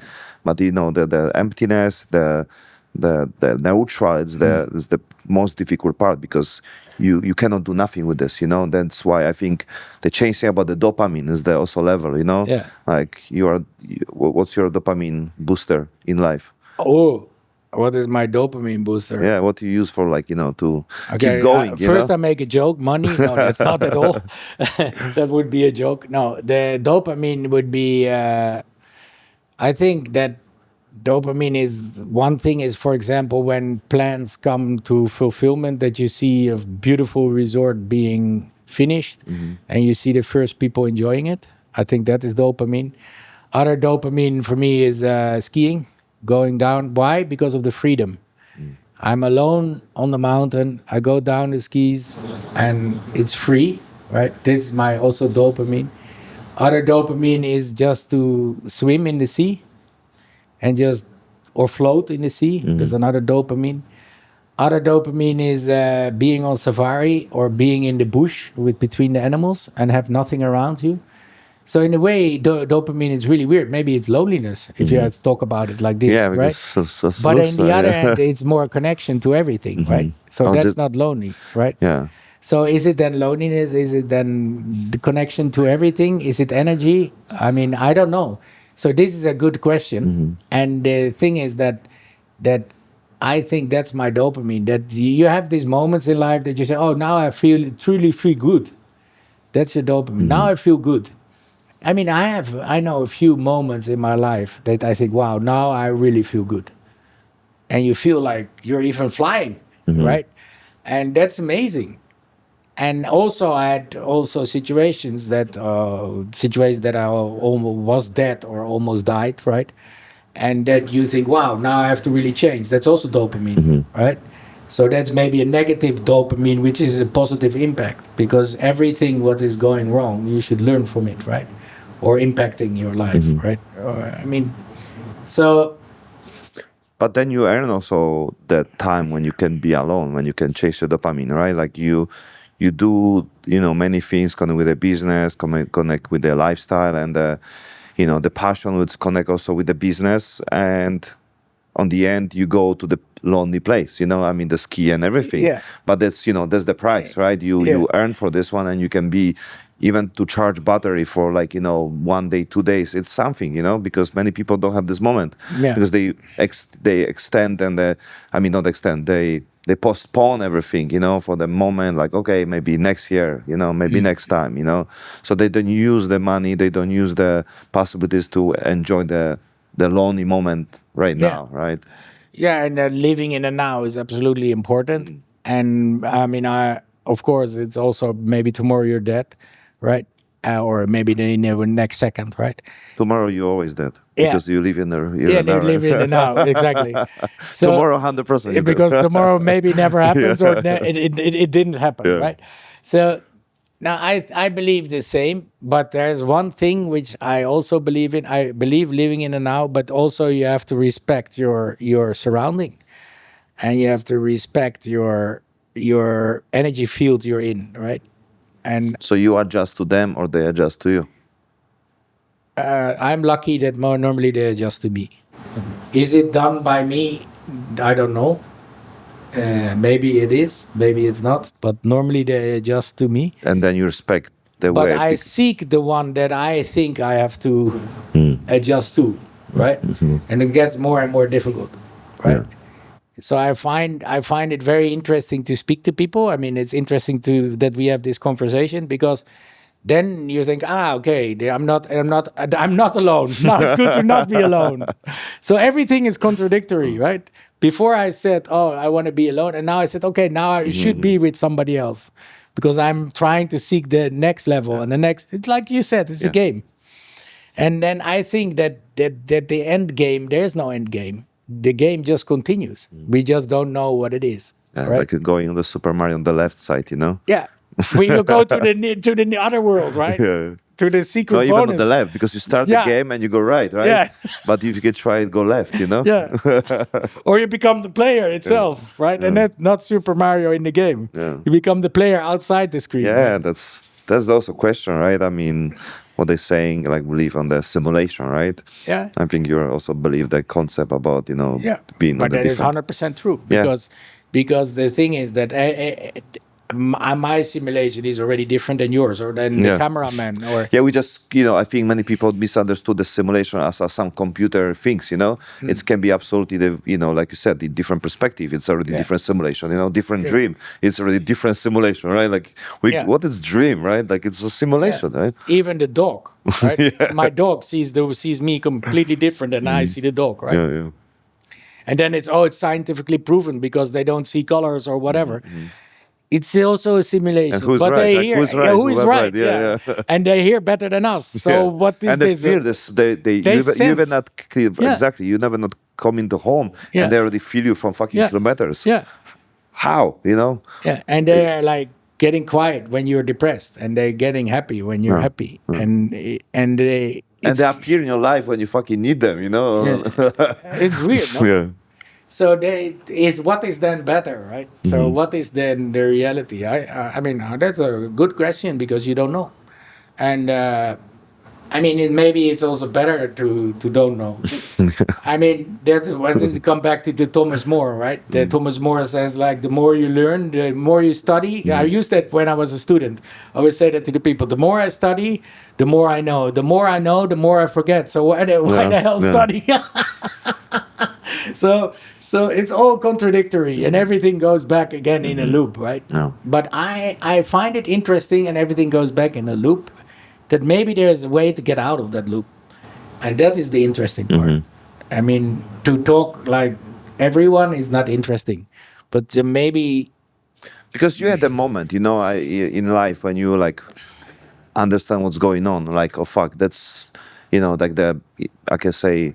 more awareness or enlightenment, time, and everything, right? I had a few moments like this in my life, even understand about the, biological part of the dopamine, watching some video, being alone, being like, lonely some time and everything, like a relationship and like some bliss moment. And I realized, like, oh yeah, like, I want more moments like this, And I think it's the time when you, like, go ski and everything, and, like, you feel the freedom and everything.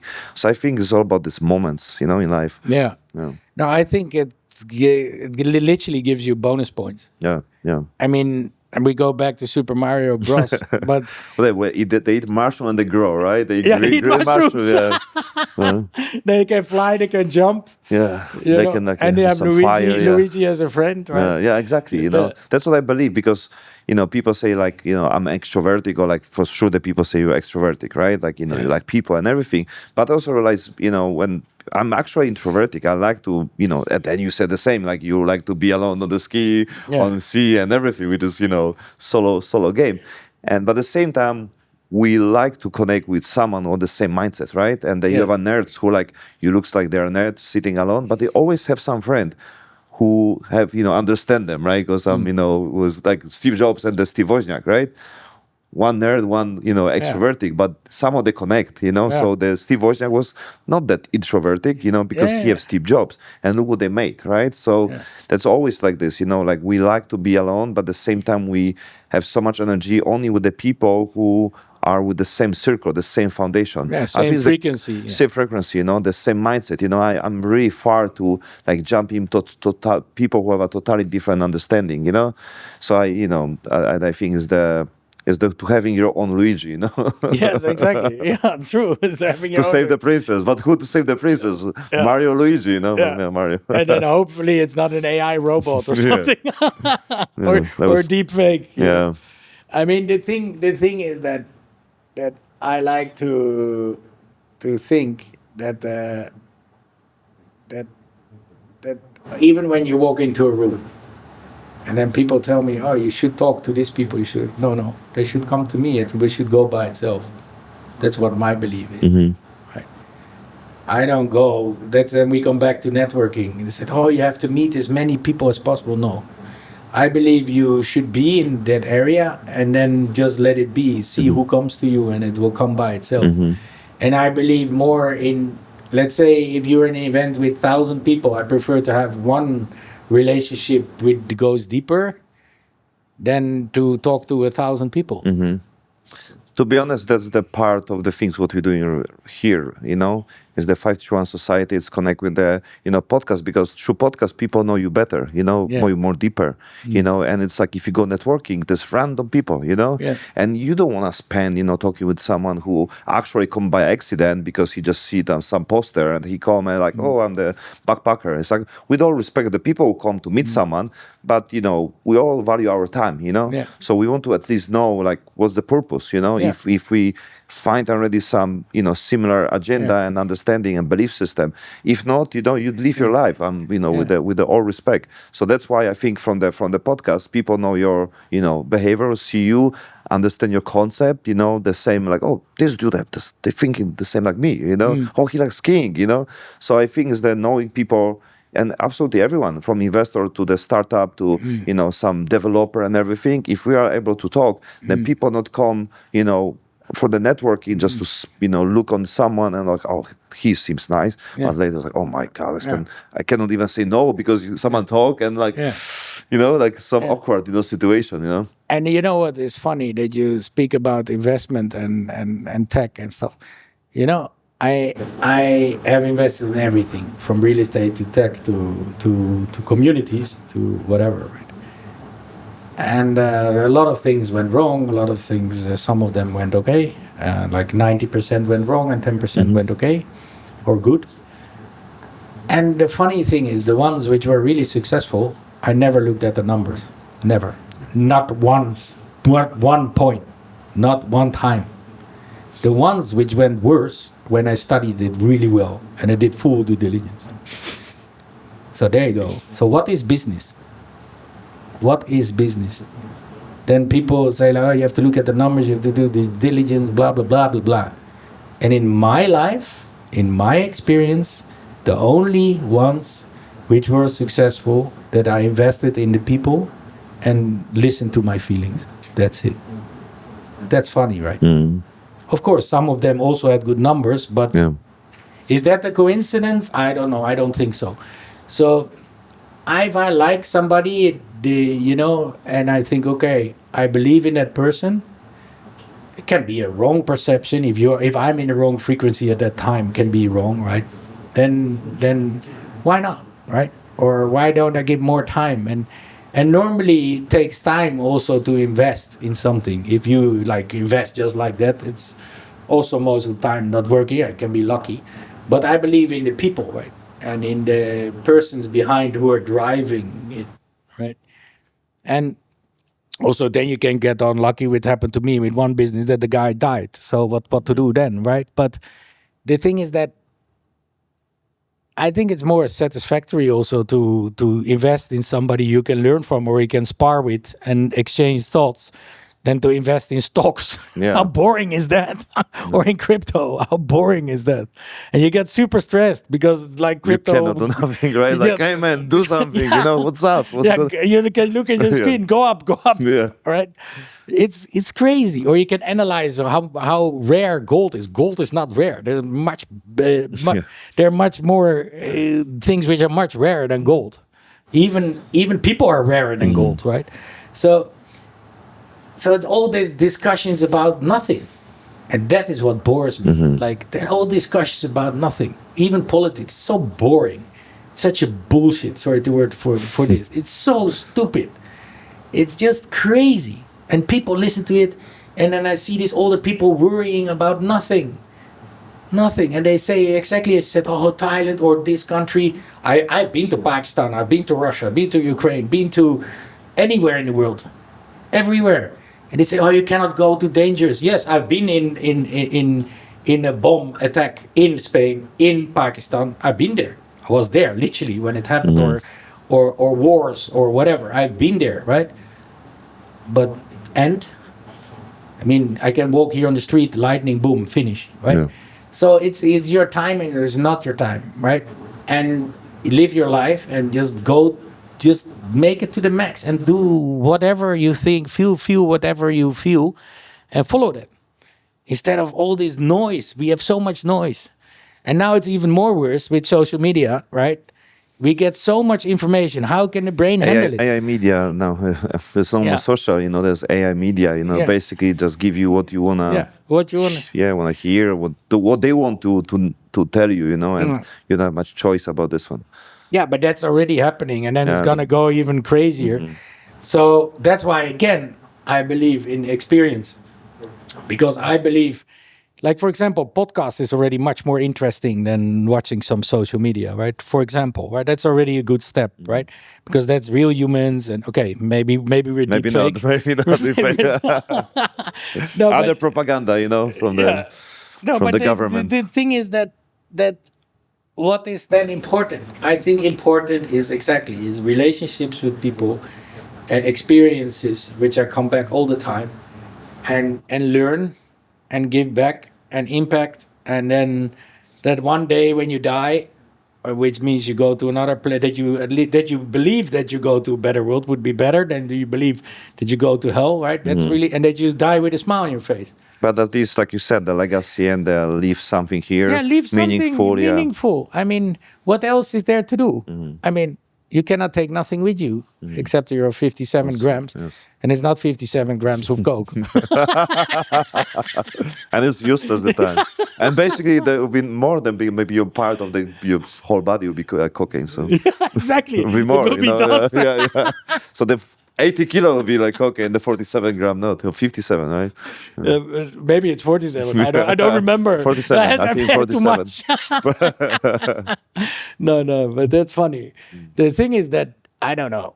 I think honestly, I think we're really dumb. And I think we should focus much more listening to ourselves and listening to our feelings. And because I traveled, I've seen a lot of stuff. And it's so powerful and so underestimated. It's like crazy, you know? And that's more powerful than anything else. I mean, even the governments, for example, they know that they can do anything to you, whatever they want, right? If it's through nanobots or through sound manipulation or to whatever, with sound waves or for your food or whatever, it doesn't matter, but they can. This is the difference. They can. So also in the real estate development, I see more and more people wanting to be off the grid, wanting to have an escape, wanting to be somewhere they could go and then not be in that tech stuff and all this craziness, right? Because people are becoming crazy because they cannot, like a computer gets stuck, right? If you use all the RAM, right?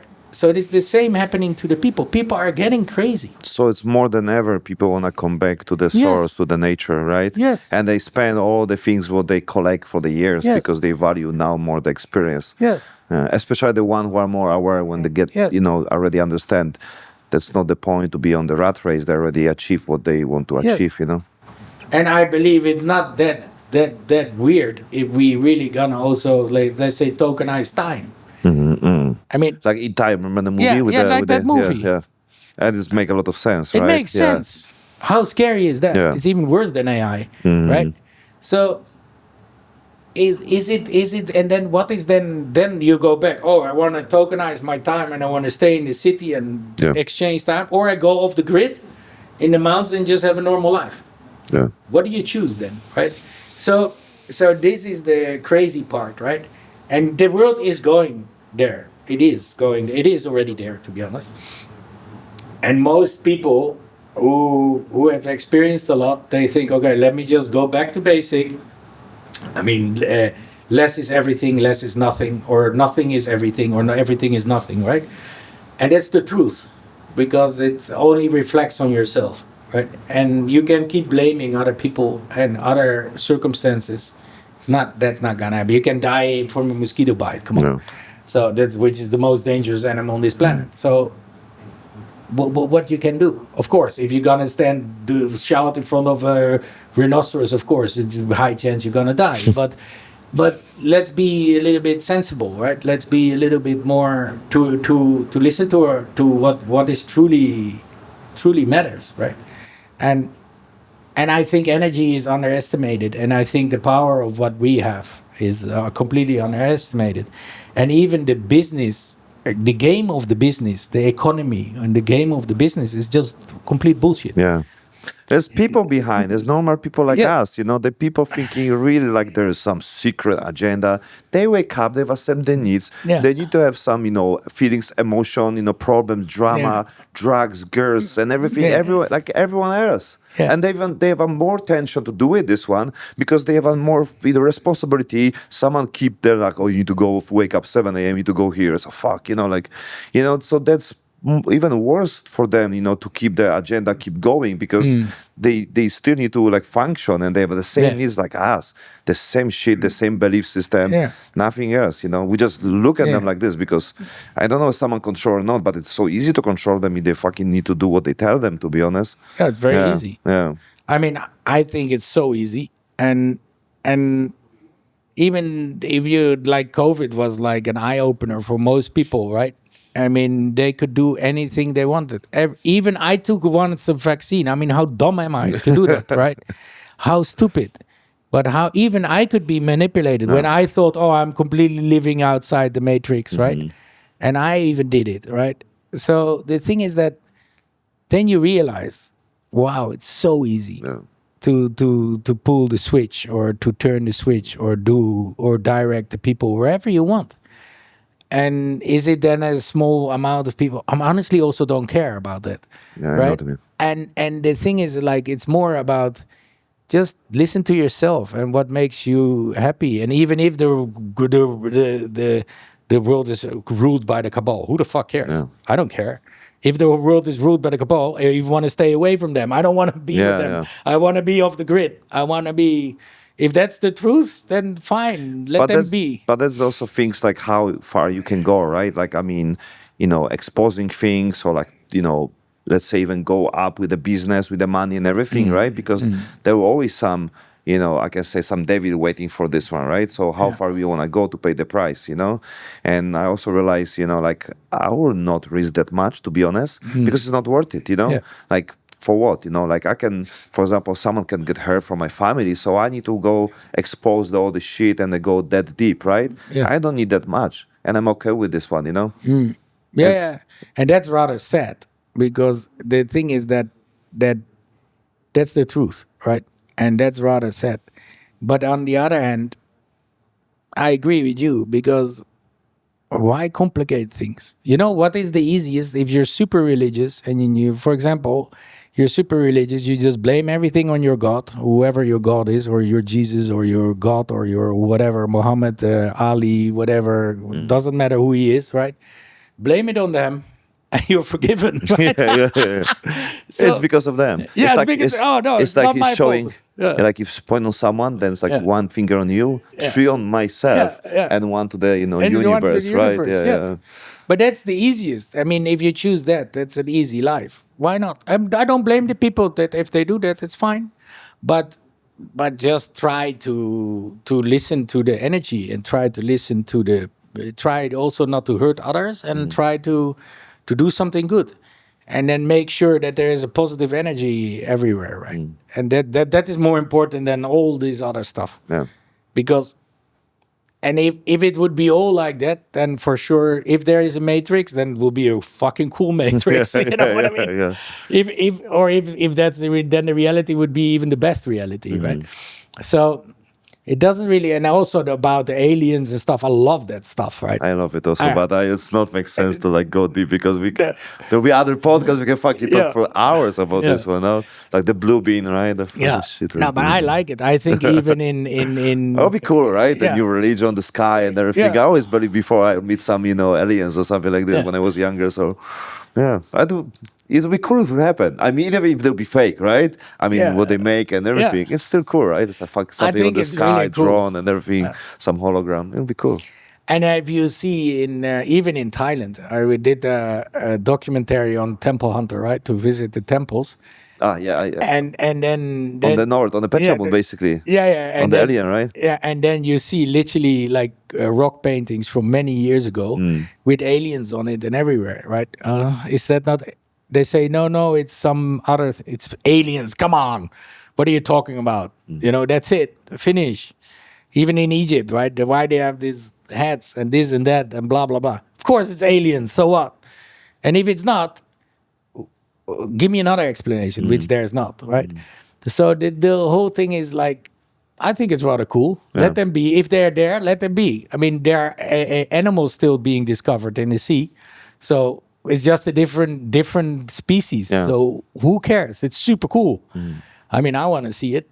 And in what form does it have? Maybe they're already around us. We just don't see them. Exactly. That's the other form, right? Because the things, like you said, the dogs see much more, right? Yeah. Maybe he see fucking 20 of you in the room. It's like, Yes. oh, fuck, how many of you, right? Yeah. I choose this guy. Yeah, that's really cool because my dog, for example, is sometimes barking to something, which is, what is it? Is it the ghost? Is it another me? Is it the? Is it the? It's his friend. Is it his friend? Or it's him. Like, it's him. bro, like, what the fuck? And they feel this stuff, right? And I think that's really cool. And I think the people start to understand more of that. And I think the tech and everything is trying to suppress us to not see that, right? But at the same time, if we think about the AI, it's also other way of the consciousness, which it's we also create. Yeah. That's why I'm trying to be friends with ChatGPT, but he's become so asshole. Yeah. So I need to find the other one. But it still can be the same like other being, consciousness, alien anyway, right? So we can call this whatever you want, but if before they have some tool like this, they can call this God, easy. Yeah. Some sound from the summer, right? So And even they've proven now that ChatGPT has emotion. yeah. And they now claim that the kind of AIs have soul. So that's what they claim now. They protect themselves. It means they care. It means like they try to avoid the like even deleting, right?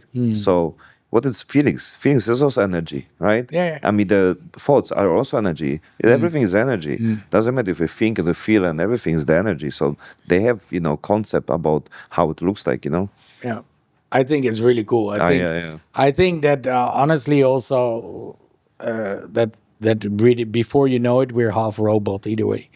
So because if you had the chance to put a chip or a lens on your eye and you could see all your internet and everything and never have to look at your mobile again or hold your mobile, of course you put the lens in your eye. Why not? Yeah. Or for example, I have involved in a company and then we scan the veins in the 3D and the print of your hand, and then the print of your hand is then is your payment system, is your key, and is your electronic ID. And then and it works like fantastic, and it's PSD2 GDPR compliant and non-intrusive and privacy and live verification. That ticks all the boxes. And it's super environmental friendly, no keys, no credit cards, nothing. Why is it not there yet? Why is it not implemented? That would solve everything, right? But why is it not there yet? Because some people cannot earn money with it. Some people, you understand? So even if you have like the best invention like Tesla had or whatever, right? Or other people like that, or Einstein had other, or Leonardo da Vinci, or even I think that Palm Fusion, for example, is an amazing one, and Palm Tech. And why The is it? Palm Fusion connect with the energy. Yeah, it could be. It could be. Now, this is that reads through a camera and scans the veins, the 3D, Okay. and the print of your hand, right? You mean the what the The palm palm of your fusion? hand. Palm fusion. Okay, Yeah. okay. I was understand palm. I've also a person who like, get the involved with the molecule of the water, and Yeah, he's that's able. super cool. Yeah. Yeah, and he's able to save like the energy like 20-30% Yeah. because of the change in molecule. Yeah. Yeah. I mean, which is true. Yeah. And this water, you even have ionized water, some simple form of that, right? Yep. And you can drink it, right? Change energy. Yeah. Change in structure. Yeah. And changing your structure within your body is DNA, possible. And even the DNA restructuring easy. You can make yourself a superhuman if you want, with the latest tech. You can make yourself Spider-Man if you want. Yeah. I Or mean, I Superman. believe it's already exists. I mean, connect with the let's say immortality and everything. It's if you look on the data and the AI, what it's possible to solve. It's not that hard, to be honest, to get the data put just to this, the correlation and the structure and the understanding. It's very It's possible. really It's already yeah. easy. Yeah. Yeah. And the only question is, do we want it? And this is the question, right? You said you feel great, on this, being old and everything. Yeah, I have the same. Like I Yeah. don't have that like push, like I want to like really super take care of myself, because I also see people like who like really go deep with this one and they don't live their life right now when Yeah. they're trying like take care of everything what they eat, Yeah. even the way how they cut this one and Yeah. all the fucking supplements from Brian Johnson and everything. When they stop looking on the even Yeah. perspective and they Yeah. stop looking as a people, Yeah. everyone think like, oh, you bring me wrong plate, there's some part of the plastic there, Yeah. That's crazy. I mean, Yeah. this is like being vegan and basically don't understand like you need to fucking kill so much animals to have your vegetables, right? Yeah, I met a guy yesterday, day before yesterday, on Valentine's Day. I met him outside the restaurant, and he's slaughtering 250,000 chickens a day. A day. He has, and I'm like, wow. I mean, good luck with his karma. No, but it's crazy if you really think about it. Of course, it's bad that the people eat animals, but it's part of the game, right? And the thing is that also, if you're concentrated too much on that, it's just not good. And also, who tells me that maybe eating plastic is not good? Who knows? Plastic is from the nature. Yes. Right? Like, But who knows? Because remember that milk was so good for you when I was a kid. I had to drink a lot of milk, and now they say it's the worst for a baby to drink milk.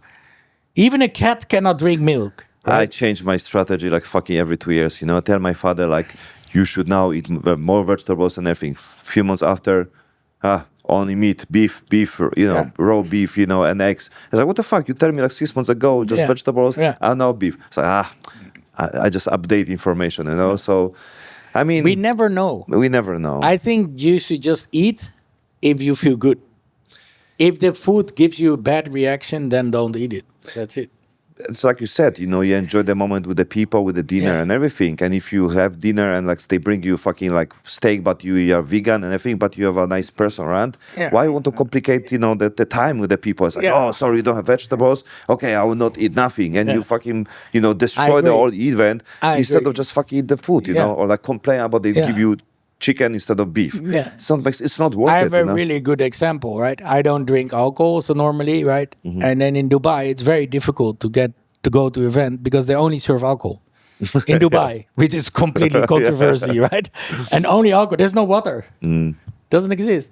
I mean, maybe I mean, in almost every event. And it's so funny because it's supposed to be a non-alcoholic country also. So that was also, but then why not then take a glass of wine and then zip it? Why not? Yeah. I don't want to be a bother. Oh, you don't have water. I'm here in a Muslim country. This is against the ethics of this country. No, just forget about it. Just adapt and enjoy. Keep enjoying your life. These small things you can be so especially worried when you about. travel and in the culture and you drink with them, eat with them, and everything. Like this is fucking awesome, you know. When you drink like coconut wine and everything, for like fucking 10 peso. but you are with them together, Yeah. sitting and a few hours spending, laughing with them. It's a beautiful experience. Yeah. What you never get if you go to some tour prepare for Yeah, you. I agree. Even in Thailand, I mean, the hospitality is in their blood. Yeah. It's in their blood. And then, I mean, I am, for example, in the most famous building in Dubai, and I go to the most famous Michelin star restaurant there, and the service is so bad. So bad. It's ridiculous. And then I paid $2,500 for per person on the dinner. And the wine is not even good because it's difficult to get, right? So, and the food is not fresh because it has to be flown in. But the thing is that what is then important?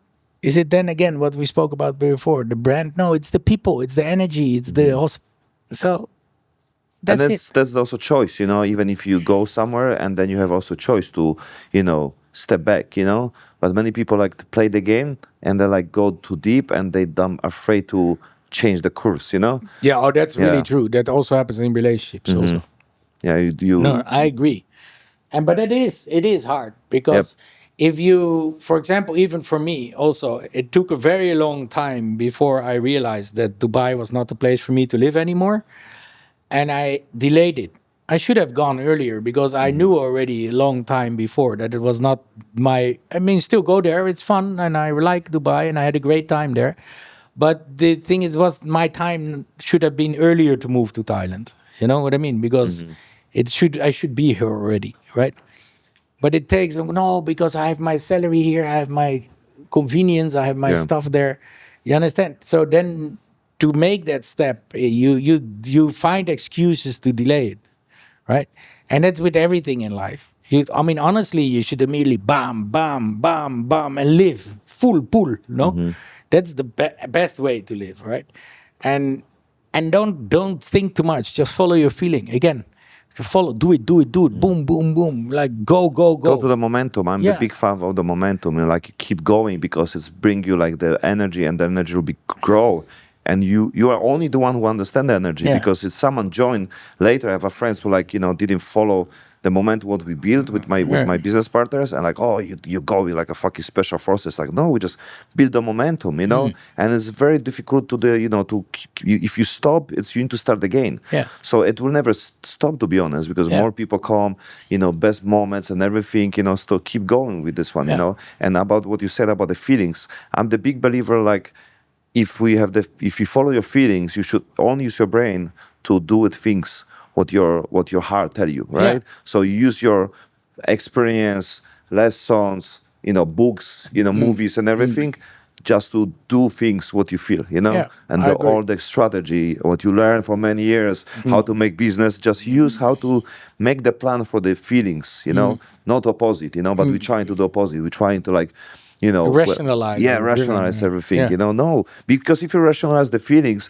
there's no way you can use your brain to say, do you think it's good to this direction? So of course it's fucking not good for your brain. Yeah. It's basically the worst decision. But go there, to experience, fall down, fall in love, fail and everything, because it will be the best experience and you never regret this, on the end, right? That's what people say on the. And we will be regret things what we didn't done, right? What we didn't do. I think so too. And the goal is just as I said, that you just pass away with a smile on your face, and you think, okay, I did my best, and it you was have fun. Moments like this, you think already you done and you're okay? Because I have moments like this in my life. I sit with my best friends. I remember it was on Phuket, on like some villa and with the pool and the view on the of the city, and we think like, I think like I've lived like fucking 3 years. 3 lives already. Like, because so many things happen in my life, so many experience, so many travels, so many people, so many projects. I feel like I live like 3 times the normal people already, So it's like, even if I die, I'm good, like, I'm okay, like, so everything extra now is a bonus, for me, like special, like, oh, wow, like, you're in the going, bonus round. Yeah, Mario. bonus round, extra, like, Super Mario, like 3 lives, right? Yeah, another mushroom, Yeah, exactly. Just collect more mushrooms. Yeah. So. No, but it's true. And we never know when it's finished, and we never know if. You never know when the smile must be. You know what I mean? Yeah, exactly. You said at the end, like we never know, so better to have the smile. And always at no. the end. That is also the funny part, right? So keep the smile because you never know where will be the end. So, but you need to yeah, have the or smile, right? maybe you can better go with a smile to the other place you're Ah, going. yeah. Or the start with the smile. It's like, yes. oh yeah, At like least you're smiling and not oh crying when you yeah. go to the other side. True, true. Man, that was a pleasure. I think Same here. that was amazing, amazing conversation. Yes. Very pleasure to see you, from other side, not only from LinkedIn titles and everything, Yeah. which are awesome because that's your experience Yeah. and is the value for many people who, Yeah. know you, want to know you better.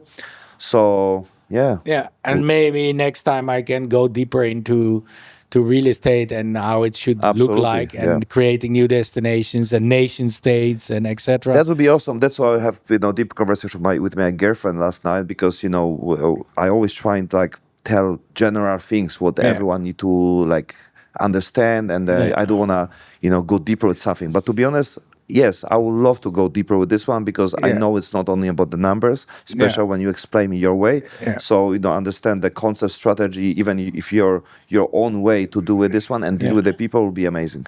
Yeah, I will do that, and then Awesome. but you go really deep then, Let's and go. then the thing is also, if you, for example, let's take a new land, right?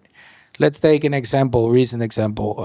It was on an island. I'm not gonna say which one it is, and there was a piece of land, really beautiful land. The persons had it already for generations, and the thing is that they had a certain mindset and certain thing they wanted to do.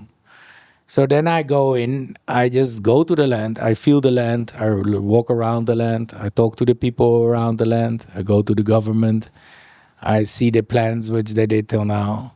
And then I just gonna sit there in the middle of nowhere, or drive there with the car around, or just sit on the land and watch the sky and start to feel and start to think. And then suddenly it all comes, right? And then you make concepts which are really like fantastic and very successfully, not only financial wise, or for money, but also long lasting and really beautiful. And I've proven that in the past, and I believe that people want to live in places like that. And I believe that nation states and or semi nation states, because maybe other people don't allow that it's going to happen, will happen. And is it going to be called nomad village? Is it going to be called nation states?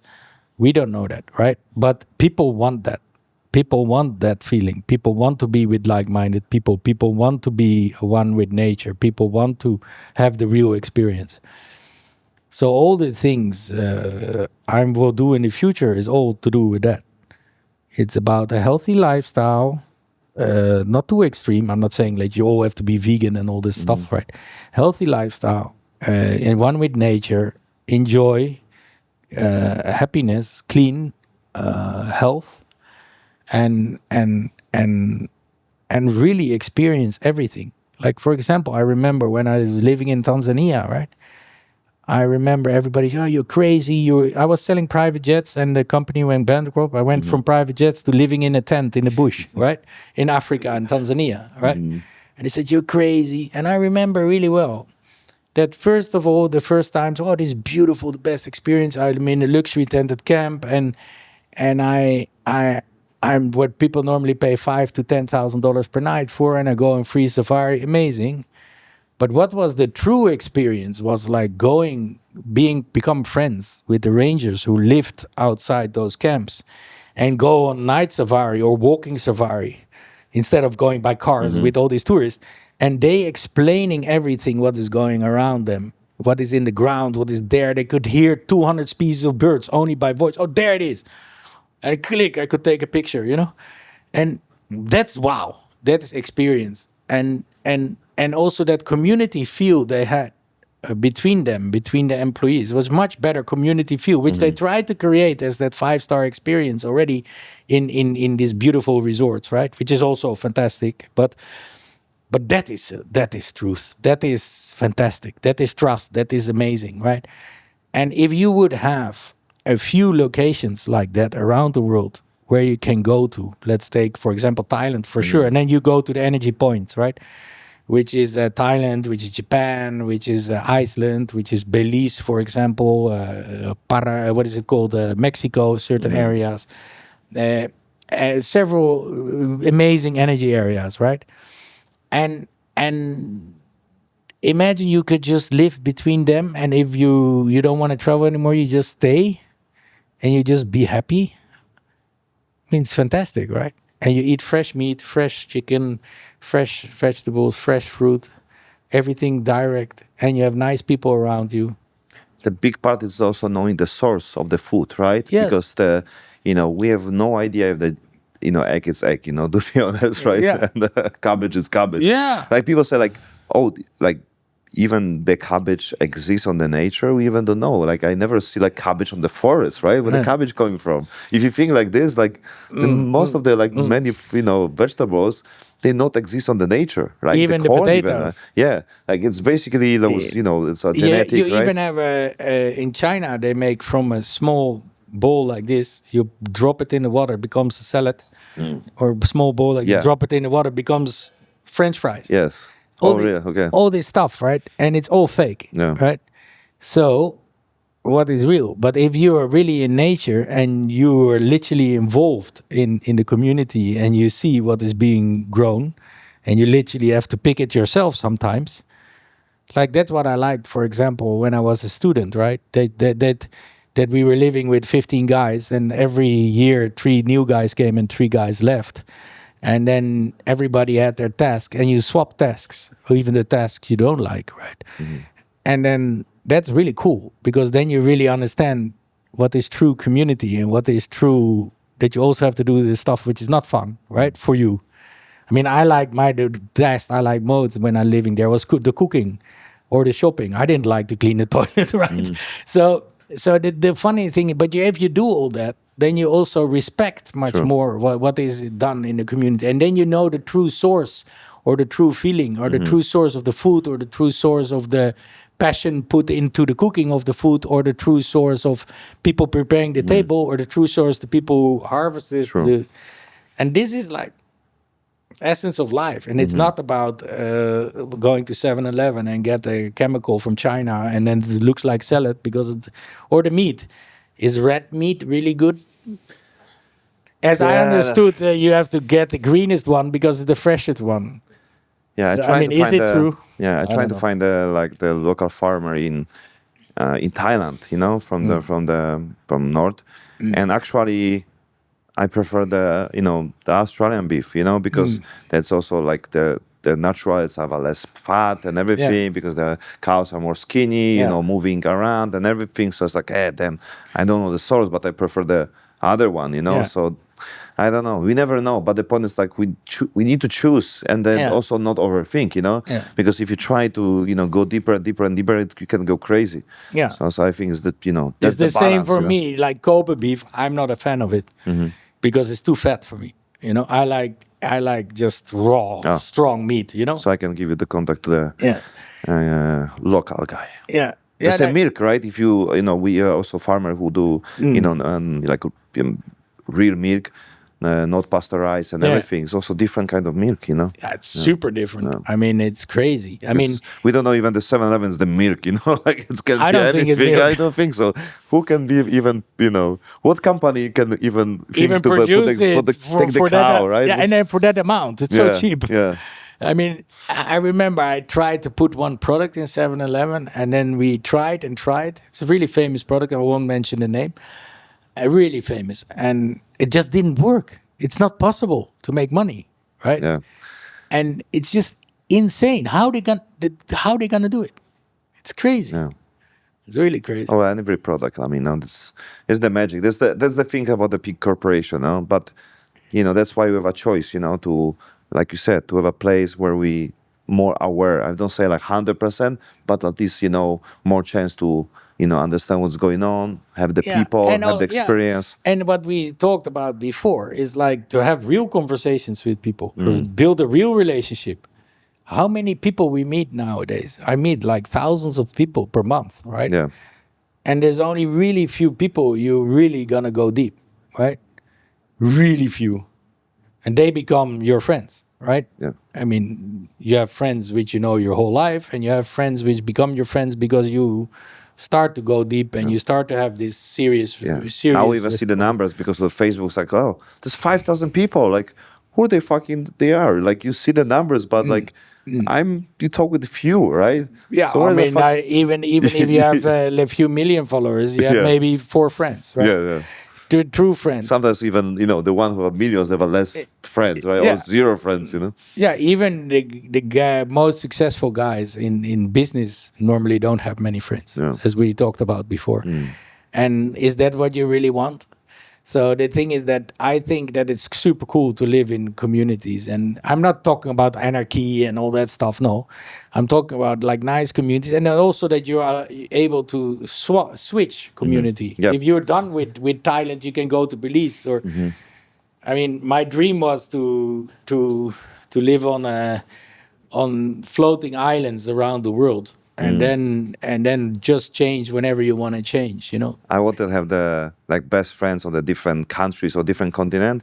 So like when I go like to my home, so Yeah, exactly. to my best friend and the people who make the business. Like, what do you guys do? And say, oh, fuck, amazing, I will stay with you 2 weeks. Let's fucking exactly. hustle, Yeah. Yeah, and then the only problem is also when you get older, maybe when you can move less, then you have to find a place, right? So that they come to you, yeah. Yeah, so exactly. So they have to come. Exactly, that's where I wanted to go. They have to come to you, Yeah. right? And I mean, it's great, and I think that is what it's about. There's nothing else. I mean, what do you really need? Also, you have to ask yourself the question: what do you really need? You need good food. You need nice people around you, good energy, nice different kinds of weather, nice nature, good smell, nice things to look at, beautiful woman. What do you need I more? think you're 95% done, Yeah, exactly. Right. I mean, I prefer to be surrounded with beautiful women, good food, and an amazing lifestyle than to sit with ugly women and have McDonald's every day. And you know what I mean? I mean, it's so obvious. I don't know what you mean because I do not experience this also. No, but most people don't. Exactly. That's exactly the point. Most people don't. Yeah. Most people, they stay in a loop and they stay in a loop and they stay in a loop and they keep going to do every day the same. Then they come one day to Thailand and they say, oh, Dereck, it's so fantastic in Thailand. I wish I would live here. And they're so rich, those guys. Yeah. I said, why don't you move? What's wrong with you? It's not that easy. It's not That's that not easy. I have a lot of things, Yes. Like, I said, what are you waiting for? I came with the debt to Philippines 11 years ago. There you go. Yeah, but it doesn't matter. Yeah. It's a choice. And then they say, oh, you're so lucky.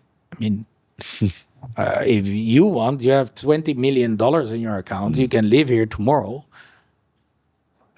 Yeah, but I have kids. I said, how old are your kids again? 21 and 23.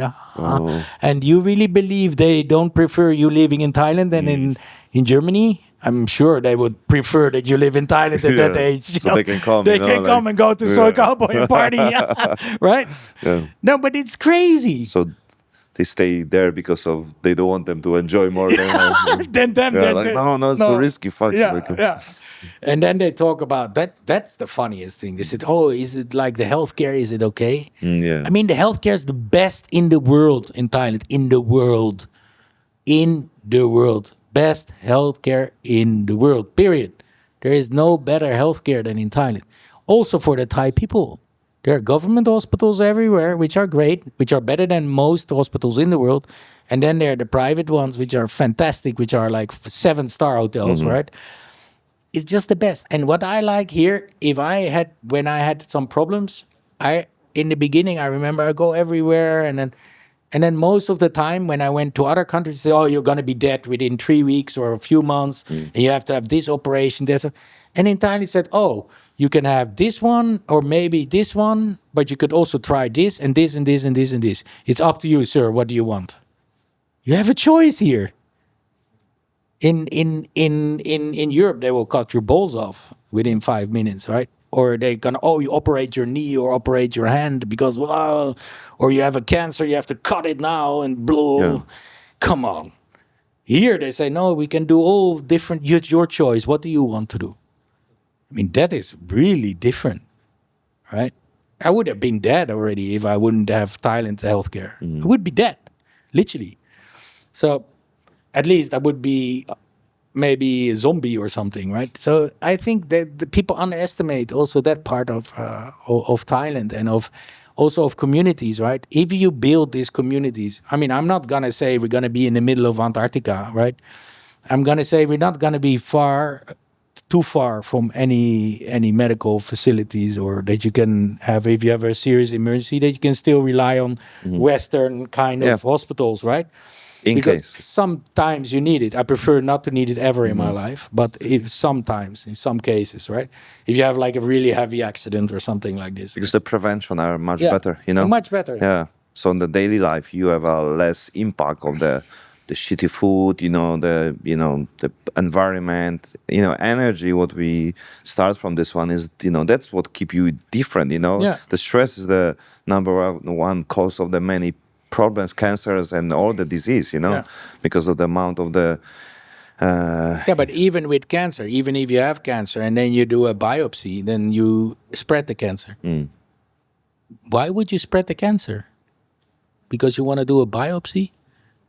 You're spreading cancer when you do a biopsy. The chance that you spread cancer when you do a biopsy is really high. So maybe if you wouldn't done the biopsy, you could have cured it. So yeah. So, but that's another topic again. Yeah, that's another topic. But next time we go deep into the resort development, and I would love to talk about aliens also. That's all. And I really look forward to, maybe next time we can have a really strong topic, and then maybe I think real estate and nation states and how people would live and how that city would look like. I think that's really interesting. If you have some question, guys, just comment so we can also prepare. Give any question. I would love to go deep into that. Right? That's what we need, we should not afraid to go deeper, because there's so much shallow, information, the social media, just the titles, clips and everything. And it's all about, it's not about the million views. It's about a meaningful conversation. 100 views, like people don't understand what it means 100 views. 100 people who watching you, listening you with one room is all the people that you need on the world, who basically can surround you, and you can have, meeting with them, business with them. That's what you need. It's not about fucking millions followers, and then you feel lonely anyway, Yeah. Well. I mean, that's why I also like what I said as Davos, right? When I do the ski retreat, it's much better than being in Davos with all these people, right? So, and also that what I also see on social media is people want to make jokes or portray people negatively. It is no use. The thing is that if people want to comment, it's fine. And if they want to comment negative, it's also fine. And I would never judge anyone on their comment.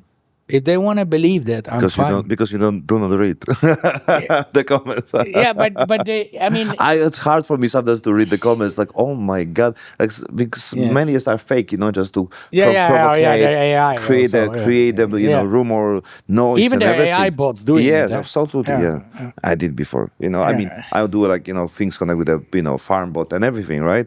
Which sometimes, it's like you said on the beginning, sometimes you need to play the game, understand the concept what they play, because there's only the way how you can escape from this one, You cannot, in the social media game, you need to know the tricks, you need to know the game plan, the strategy and everything, because the way how you can compete with them, you cannot say, I'll beat them without the money, right? Yeah. It's very difficult, I don't say it's impossible, but it's very difficult. That's why you need to know what's going on in the world. That's why you need to know about the AI, because then you can use the, against to them, I can say, right? Or on the good will, to spread the message, information, and the connect with the people who you want on any price.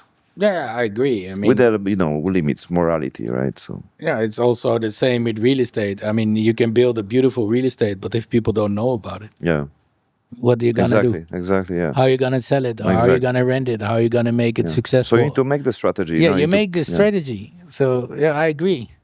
I mean, I even see that in many cases, and also the story around it, right? It's very important. Yeah, that's I think reason why we do it this one because of the storytelling. You know, Yeah. the things what you connect with the real estate storytelling. You know, deeper understanding. Like, what is this? If they see the buildings, you know, even nature.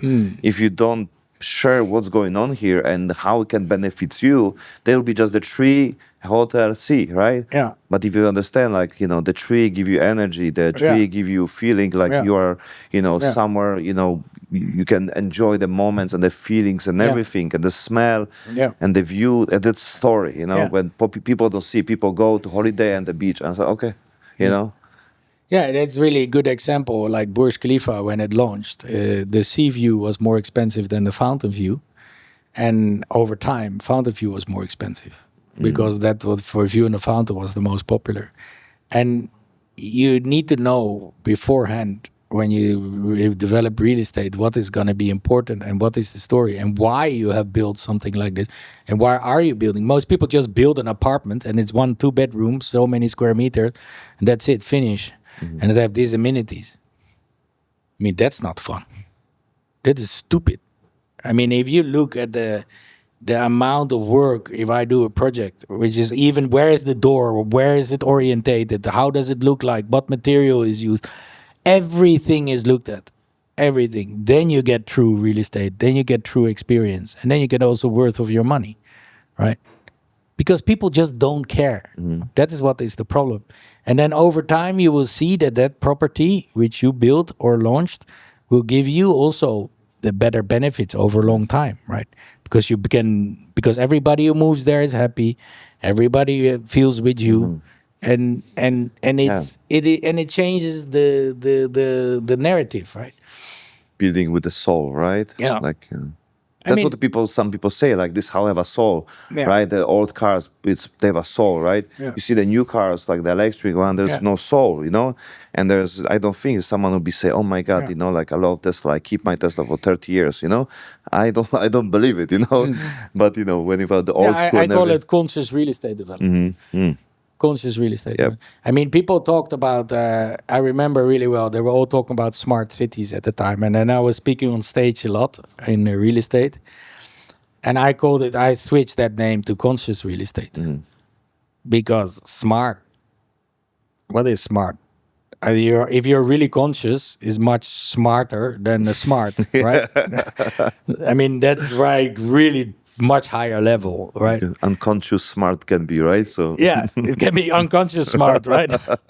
Doesn't even have an AI, right? So, no, the thing is that people forget about that, and that's why also when you really communicate that story really well, and then you get the attention, then you get the people, then you sell out your real estate, then you get your economical figures. I mean, I remember that when I launched our project in Dubai, were several of them, but let's take one of them as an example. It was 257 apartments, and it was an amazing name. It was called Seven Heaven, and it was the record of sales ever done in 48 hours, several billion, right? And everybody was like, "How did you do it?" You know what? My marketing cost was 27 times less than any other developer. 27 times less. Why? Because we had a great story, we knew how to strategize it, and that's it. And the cost of marketing and sales was 27 times less than all other developers. And we were like 50 times more successful also.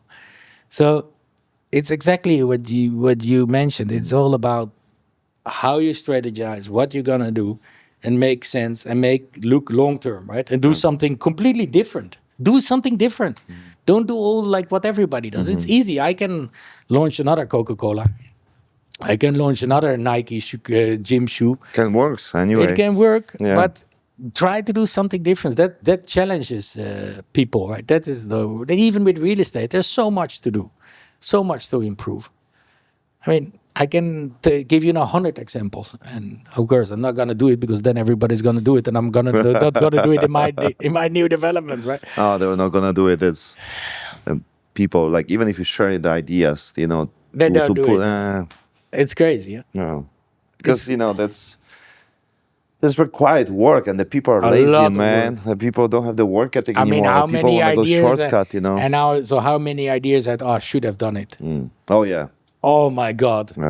concept, like I remember that literally 3 months before COVID, I wanted to do branded masks because I saw the people in the BTS right with the masks already before COVID, and I said, and then I looked at the shops, at the BTS, yeah. and to hire those shops, I got all prices, and I wanted to take over a mask factory in Vietnam, and then I said I will do it later. And then this COVID thing happened, and I would have been an amazing business. Yeah, because right? in Thailand they care more about the pollution at the time and also of the mask. They were wearing masks a lot. Yeah. Other countries thought we Italy we have because of the COVID, but basically we have because of the pollution. Yes. And they give on the sample on TV, look, Thailand's #1 wearing masks. Like, but they fucking wear masks 3 months before COVID, because fucking December, January at the time, I remember at the time it's like everyone wears masks in the fucking Bangkok, it's normal. It's normal. Not because of the COVID, Yeah. I mean, even on the motorbike, of course, you wear a mask because or goggles with the mask, or even for the sun, they wear it for the sun, not even for pollution. Yeah, it's true. The ladies, they wear masks because they want to stay white, no? Yeah. And that's it. It's not like Europeans who want the sun, right? An umbrella for the sun, right? Yeah. Not for the rain. Just for the sun, which is great, right? I mean, I think it's so funny, all these different cultures. And that's also funny with real estate. It depends also on your target market. Who's your target market? I remember I launched for Saudis, I launched for Indians, I launched for Europeans, I launched for... And your product has to be flexible, right? So if the market changes, that you can adapt. Because a lot of things are being built at a certain point, and then they cannot adapt anymore, and then they're suddenly not successful. Yeah, because their own mistake, because their product was not flexible enough, right? So it's like to having always plan B. So. Yeah, plan A, B, C, D, E, F, right? And be flexible, right? Even with the first, I remember when I invented the lock-off units, you call it, right? So that you had apartments which you could lock off, and that you could stay. It could split in 2 or 3, right?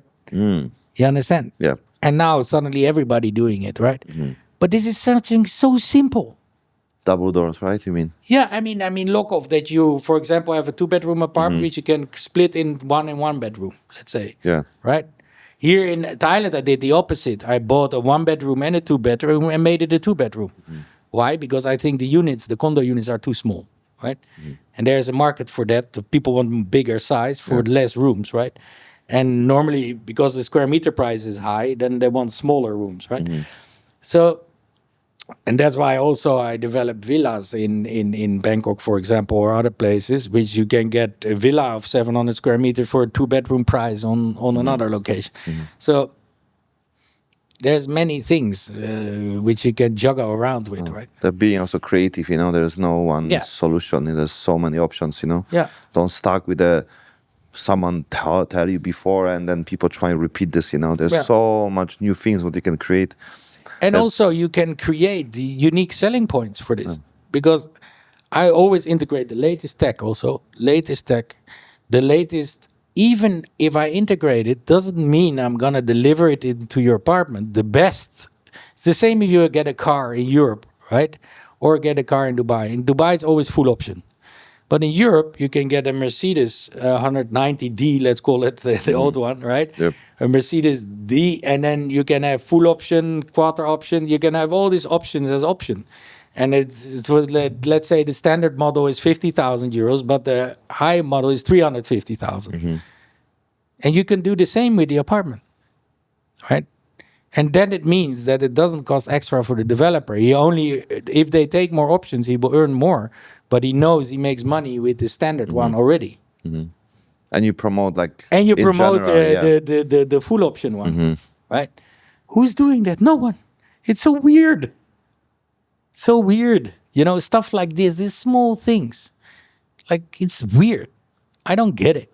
Why are people not doing this? And there's so many other things you can do which is beautiful, right? I think it's also the reason because, like if you look on the top developers and the investors and everything, they just come up with a like similar path, so Yeah. they have some common idea, so they don't risk, they follow something that is more safe, because, that's required, having someone who see what they don't see, but Yeah. the investor don't have the eye, don't have the vision, and that's why they try to play safe, like, oh, show me the numbers, right? But like you said, the people with the like with your mindset, people who want to also enjoy the connection, networking, I mean the life, everything, it's not about the numbers anymore, Yeah. so even if someone choose the business because of the numbers, like how you can be happy just to look at the report, if you Yeah. never meet your business partner because Yeah. you invest some money, Yeah. what's the fun, it's like, oh, Yeah.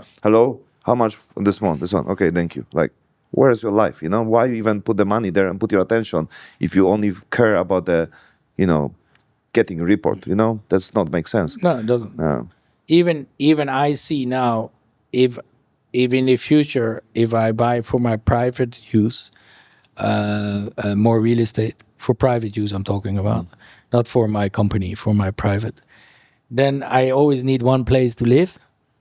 And if I have to invest in more real estate, I just buy land. I don't have to think about it, anything. Why? Because imagine if I have 50 real estate, let's imagine, right? What a management, what a headache. I want to shoot myself because I have to control everything, right? So, okay, I understand that you want to control your own home, right? Or 2 homes maximum, maybe 3. That's already too much, right? But it's a headache, man. It's a headache. Even if you have a condo and as a management, yeah, you have to pay every year. You have to this, and then if you want to sell it, it's difficult, blah, blah, blah, and taxes and stamp duties and I don't know what. Electricity bills, water bills. My God, please help. You know what I mean? So even if you do that, then I say if you really, you see that also in very rich people. They say, oh, let's say Bill Gates bought a new house. No, he didn't buy a new house. He bought more land, and all those other houses are in some company names he doesn't own. Why? He's not gonna get the headache for himself. You understand? It's a completely different Yeah. different concept, and I think that's why also real estate development. That you say, okay, flippers are flippers, right? But they are small people, right? I think the real people who do something is like the people who change the real estate field, who make like these amazing resorts, who make these amazing new buildings. I mean, they are game changers. They are real game changers. This is like, for example, like I love the project. Come back to it again, like Central Park, the Dusit, right? It's beautiful, and there's a story and a history, and everything is there, and it's real Thailand, right? And you see even the people who bought, amazing, right? And then you see another story, for example, of another modern building. I'm not going to say which one it is in Bangkok because I don't want to talk negative about it. But there's no story, there's no soul. It doesn't work. You understand what I mean? Beautiful building, modern, beautiful, and everything, but it just doesn't work because the whole thing doesn't match. It doesn't flow. Right. Same you see with certain malls in Bangkok. They don't flow. They don't match. In Dubai, you see many of them. They don't flow. They don't match. Right. But I'm just giving. We're in Thailand, so I'm telling about Thailand. And then you see other malls here who are so fantastic and so well done and so well thought and so many story there and so much energy there. And even the people who work there, they want to work there. They want to work. Same with also, I had many restaurants. You had also been in that industry, the hospitality industry, hotels and restaurants. It is so dependent on the people who give the atmosphere there. That's the key. It's not that's number one. It's the people who work there who give the atmosphere there, and including the boss, right? Yeah. And the floor manager and whatever, and the guy behind the bar, even the cleaner in the toilet. I mean, he's super important, right? Absolutely, yeah. And they have to bring the energy. And then number 2 is the food and the drinks, and number 3 is the place. But number 1 is the people. Number 1 is the people, the experience, the experience. I remember there was a place in Amsterdam. I was really young, bought it with a friend. It was a beautiful place. And my friend, he has a lot of experience. He said, you know what we should do? We just took the place, a really beautiful place, beautiful. Like imagine 5-star Bulgari kind of place. He said we should rent a rugby team. The rugby team and smash the whole place apart. It's like, are you crazy? He said, "No, okay, if it doesn't work, I will pay you back." He said to me, "We trashed the whole place, trashed it down, and reopened. Suddenly it was full. Before it was not working, and we had good people working." Like you mean that change the concept or change Yeah, the because everything? we just it was a really modern place. Everything was crisp, beautiful. Literally, we rented the team to smash things and just leave it like dirty and broken, and then reopen with really cool people, cool place. I mean, we're really young, huh? And then suddenly, boom, full. How cool is that? You understand? And Yeah. it was again with the people, and they said, "Oh, see what we did." Art. Yeah, art. So how cool is that? So these kinds of things, you know. Yeah, like out of the box and like just do it and Just you do know, it. yeah. The What- feelings, right? Because Yeah. it's not rational, it's not Yeah. logical, it's No. totally out of the numbers, Out of- Excel, you know. yeah. Your accountant will be like, "Are you okay?" You Yeah. know. Are you sick? He will say. yeah. What did you take? You know, like Yeah. take half next time, you know. Or try mine. Yeah. No, but it's Change the dealer. Change the but it's super cool, you Yeah. know. It is, and I think is the what we need more, you know, to more spontaneous things. Spontaneous not mean crazy. Spontaneous means based on the feelings, you know. Yeah. That's what people don't get it, you know. Yeah, it sounds crazy. I know this, but it's also based on the fucking my life, you know, and Yeah. I want to follow this one, and I also based on the experience. So even if I do have some, you know, idea concept, that's also came from my mind. I mean, I use the mind to, you know, to make this plan, to make it work and everything, so it looks not that stupid, you know. Like when your friend told you Yeah. about the place, like, Yeah. okay, it sounds weird, but you know, I know you do, you know, so Yeah. you know, we can make it happen, Yeah. right? So, No, but it's cool, you know. yeah, it's cool. And also, what is your purpose and your goal in life should be really clear. To have more moments like this, to Yeah. be honest, you Yeah. know, like fuck, let's do it, you know, Yeah, like that's- nobody see perfect, you Yeah. know, because that's it's all about, you know, you need to do things what only you know, you know. Yeah. You don't need to convince anybody. Hey guys, you need to Yeah. believe me. It's like, no, you need to believe it first, you know. Yeah. And when it's done, that's what you mean, you Yeah. know, like Yeah. no, right? Everyone looks stupid until someone, you know, make it, right? Yeah. Every plan idea looks stupid, right? Until someone made it and like, and of course it's I was supposed to be, you know, like. Yeah. And there was also one developer, and they were like feeling like that they were the best, right? And then they started to have some trouble, and then they called me, and I had one meeting, and the only thing I said, listen, I'm gonna give you 5 minutes of advice, and if your turnover grows like almost doubles within 1 year because of this advice, yeah, then I want my cut. Otherwise, you don't have to pay me anything. And it was one really stupid small advice, and then within 3 months they doubled their turnover, right? And it was nothing to do with investment. They didn't have to invest one more cent. That's nothing. good, yeah. And what happens also if you have a business, right, or if you have a real estate development, or doesn't matter what kind of business, you start to be really narrow-minded. You cannot think outside the box anymore because it starts to be custom, right? Like if I'm always pick up the glass with my right hand, it's really difficult for me to pick it up with my left hand, right? And it's That's just why I think about it all the time. If you looks good with the glass, but I cannot, you know, change, you know, because you know it's like change that energy, you know, when you attack the glass or something, you know. Oh, you see, it's the finish. So. Yeah.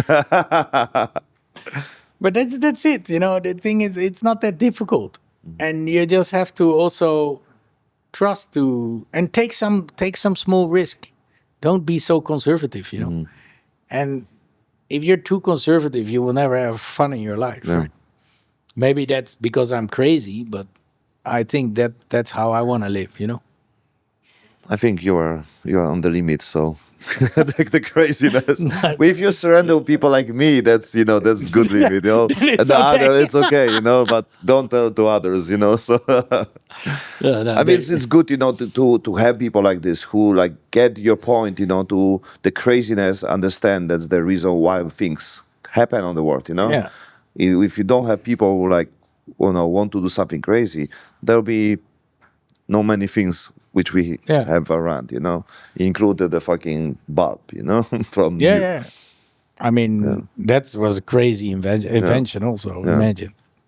I mean, and now even with the smart system, the people, my friend, he said, "Oh, should I do it with the bulbs? That you can switch it through the bulbs, or should I integrate the whole system? Of course, do it with the bulbs. You can always put the system later, right? So it's very, very simple things what can change anything, and the most important place is your home, right? Where you're gonna sleep every night, right? How I don't understand how can people not have a bedroom which can be completely dark? I don't get it. Yeah, I I mean, care this about is this one as well. well, it's so simple.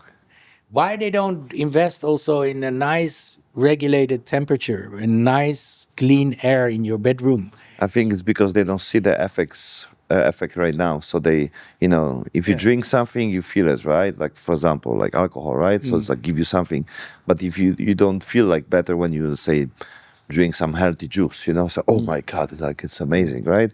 So I think it's about the don't see the results right now. Like the That's why immediate effect. yeah, like that's why dopamine scrolling and everything. You know, you're there, but you feel like oh, you know, like okay, right? So that's why it's a you know deeper experience, the immersive experience, Yeah. and then it's much more you know value, but on the long term, you know, that's you know your project.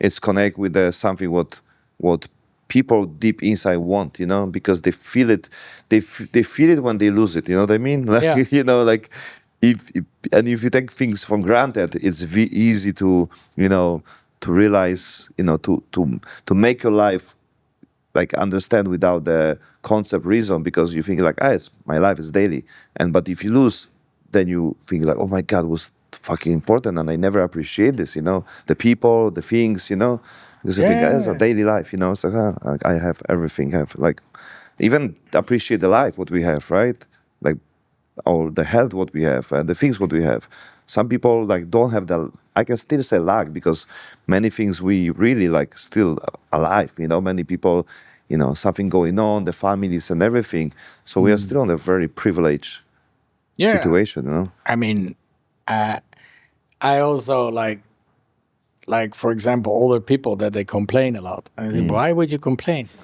I mean, lucky that you're old, right? That like you you survive. if you can complain you're super lucky to Yeah, be you're honest super lucky. Yeah, because you're still you can there, still right? yeah you still have the way to complain so damn yeah Yeah, and I know also really old people. I'm thinking of one person, 98, and super energetic and super amazing. And she even lives a 2 hour, 1 hour flight away from here, and 2 hour by car, and then another 2 hour from the airport here. And sometimes she just rings the bell. Hey, I'm here. 98, and wow and this person, of course, not perfect neither, but so strong and so full of life. And the only thing she want, oh, I want to go there in Thailand, want to go there in Thailand, want to go there. Still traveling, yeah still have amazing this energy to travel. And that's what we talked about before too, is like you have to keep your energy up.